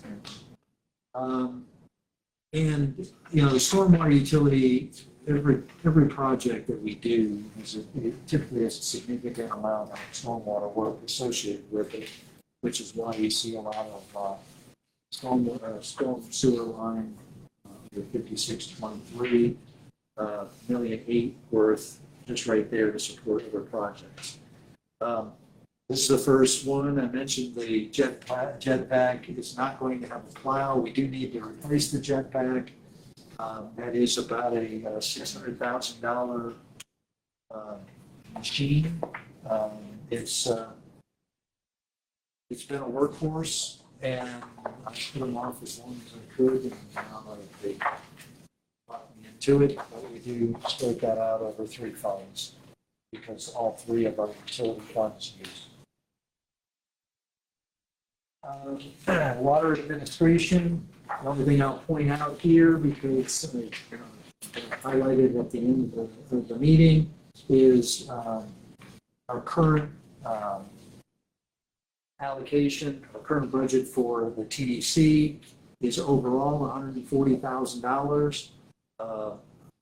17.5 comes out of water, 17.5 comes out of sewer, and the other 125 is in the development budget. It is still recommended. I'm saying it's not going to be recommended, but there are some issues that need to be worked through before I want to pay them into 2026, but we can talk a little bit about that. That's water billing and collection that supports our DNC staff in front of City Hall. We have bulletproof glass. It's the nice branding that they do. Resistant. Resistant. Oh, okay. They're all ducking anyway. They're smart. I don't think we fire drilled that, but they know how to duck. They're pretty quick. Water treatment plant, 2 things I wanted to bring out there. Number 1 is the chemical set of accounts, $886,000. We continue to see significant increases in the chemical line item, and that is just the cost of supplies. I don't know that it's because we're using that much more. It's more just inflation. The other thing I'll bring up is that 5633 machinery and equipment, $1.2 million for a new primary CO2 tank. That is 40 years old. The reason I bring it up is that the initial estimate, I want to say, was about half of what it ended up being. And I'm hopeful that on January 2nd, we can lock in that price before it doubles again. Maybe, Christie? But that's a pretty big staggering increase. And, in the 5-year rate analysis, was not contemplated. So we will be reviewing. I'm not saying we're bringing anything to anybody, but internally, I've asked staff to just do an update based on current estimated forecast costs in each of the utility funds to give me a new rate analysis to see are we going to be good? How badly are we going to eat into the fund balances? Should we, in the extreme, have to come back to council, or I don't know.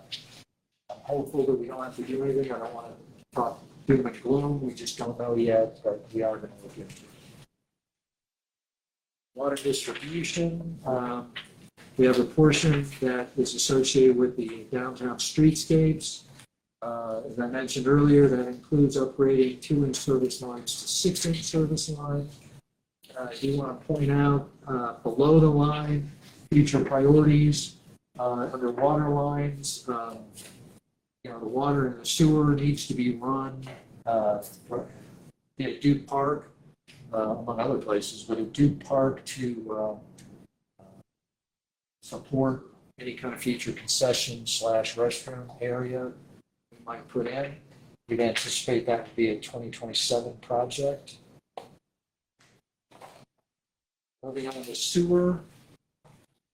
Sewer administration, and we'll do the sewer master plan in 2026.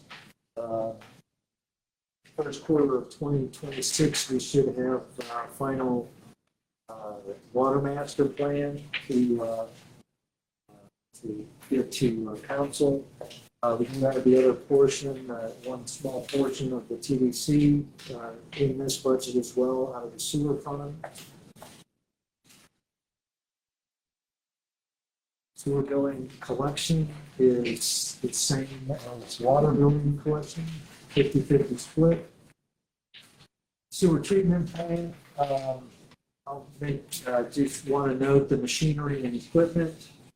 Totaling $616,000. There's several, a couple of major projects that have been on the capital plan, and this is the year that they need to be done, as well as everything is expensive out of the sewer treatment plant. Ken always asks me to make sure that you're all invited to a tour of the sewer plant. It gets a little lonely out there.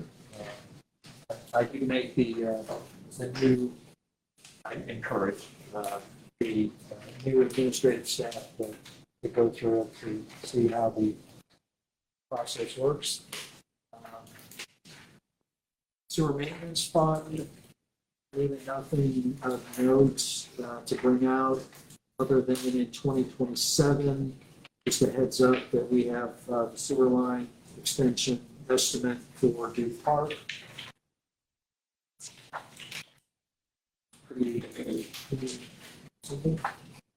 Parking meter fund, that balance as of the end of September is $32,528. I'm not sure what it stands in the last month and a half. That is to pay for our parking control officer, as well as our ticketing system.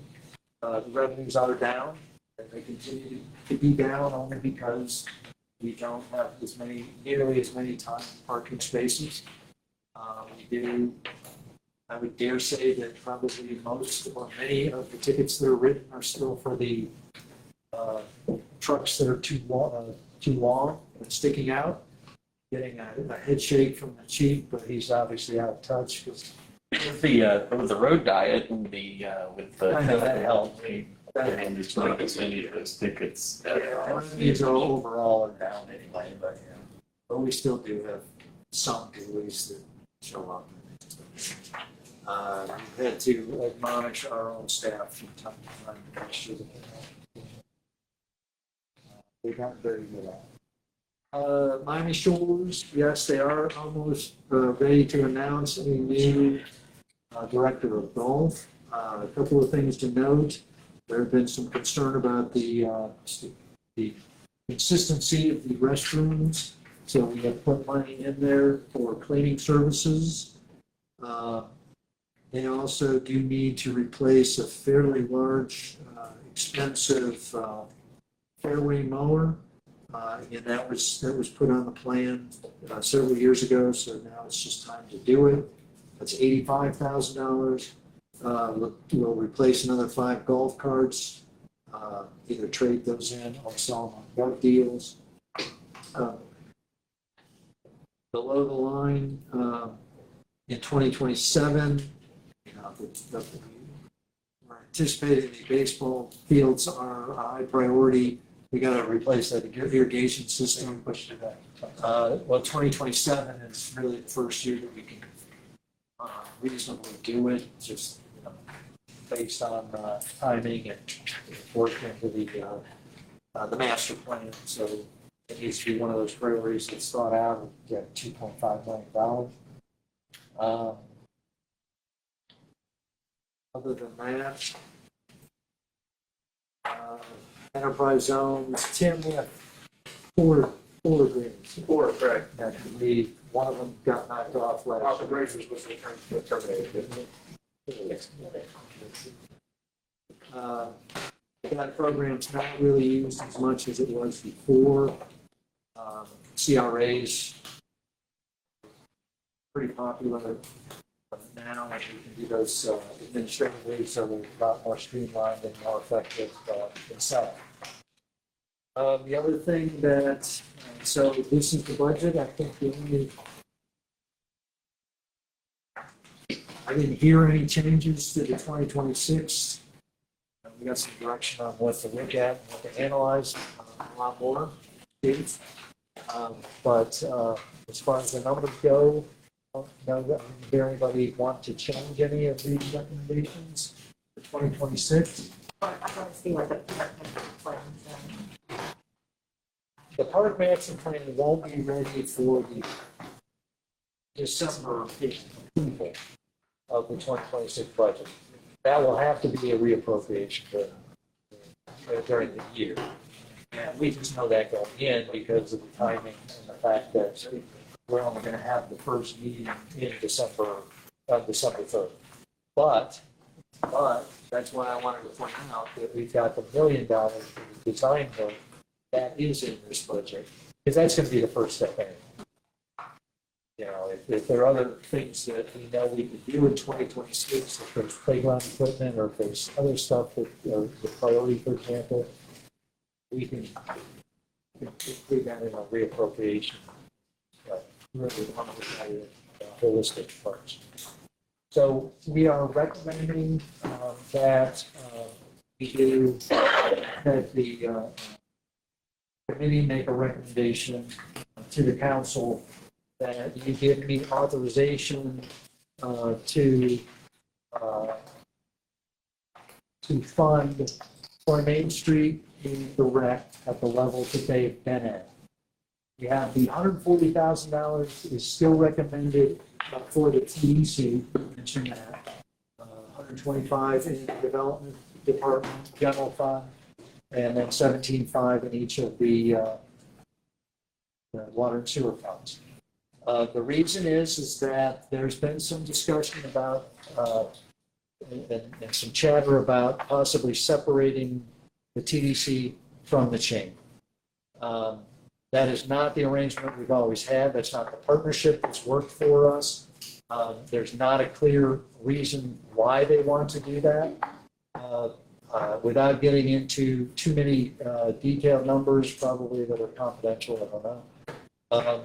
But, you know, our allocation is a large part of the TDC's annual revenue stream. They have continued to recruit memberships. There's not a set menu, there's not a set membership amount by company or by even sector, such as manufacturing versus school systems versus the realty versus construction, et cetera. And so at one point we had been looking at possibly strengthening the partnership between the chamber and the TDC as a way to better market and get some of our, particularly international businesses, understanding better what the role of the TDC is and why it's important to fund them, and what the role of the chamber is, which has been primarily for small businesses. The chamber's membership rules are pretty solid. The TDC membership and revenues on the private side have really stagnated, if not declined. Part of that is that less and less of our major companies are local. Their divisions or subsidiaries of international and multinational companies. So the direct link that we had when the TDC was formed at the local level is just not there anymore. And so, you know, I'm very cautious about, and I think we all should be, about looking seriously at separating those two organizations. Because we're lacking, you know, it takes away an element of economic development partnership, or at least separates it and I don't know, muddies the communication and the coordination. And it's just the opposite of what we had been looking at earlier. But also, you know, part of the TDC funding for staff comes through the chamber. And if they're separated, then that leaves an even bigger gap at the TDC level. And I haven't seen any kind of pro forma, I haven't seen any kind of plan on how, you know, the chamber is the chamber. We're not a member, we're not a government member, but we're not on the board of the chamber, neither Tim nor I, but we are members of the TDC. We've not seen anything, okay, how would the TDC survive? Are they if they asking to separate? Yeah, there's that. No, the chamber. Chamber's The chamber is pushing. asking The chamber, let me be clear, that's just an idea. The chamber board has not discussed yet at the full board level. It's something, though, that the executive board has been contemplating taking to their board. Now that we're in a new funding cycle, we need, I want to know what's going on and have this decision really talked about before we start spending $140,000. It needs to be resolved, and it needs to be resolved quickly. At one point, we talked about doing a strategic plan between the TDC and the chamber. We've talked about, what would a merger look like? What would a consolidation, what would all of those things, but it's never gone to that next level. And now suddenly they're talking about separation, which is why, it's giving me pause. And you can give me the authorization to spend the money, but I can't push that button to send them a check with all these unknowns going on. And I've communicated that to the TBC president as well as the CEO. They know it. I don't think they're, I know the CEO's not happy with it, but I can't in good conscience do that until we know. Again, the funding is there. It's just a matter of coming to you and saying, all right, this is what we want, this is what we want to do. We need this authorization. When I say this is what we want to do, with a plan B, if they did go through with the separation, then I've got to reanalyze with Tim whether it makes more financial sense for us to hire an ED specialist in Tim's office rather than funding the outside organization. One of the benefits is of the TDC was the networking, and still is to a great degree, although we've got great relationships inside and outside of the TDC with them, but also the confidentiality component, which really hasn't been a factor and an issue for us as we dealt with different projects that have come up. There's no decision that's been made. There's nothing set in stone, not ready to bring anything to me yet. I'm just saying that you won't see a recommendation for the authorization like we do in December, but we'll have a report for you as early as possible in 2026. So Monday will be. Monday, you'll see two things. You'll see a recommendation, or hopefully you'll act on a recommendation, a positive recommendation for the 2026 budget, and then a request to authorize funding for Troy Main Street and the rec. That's it.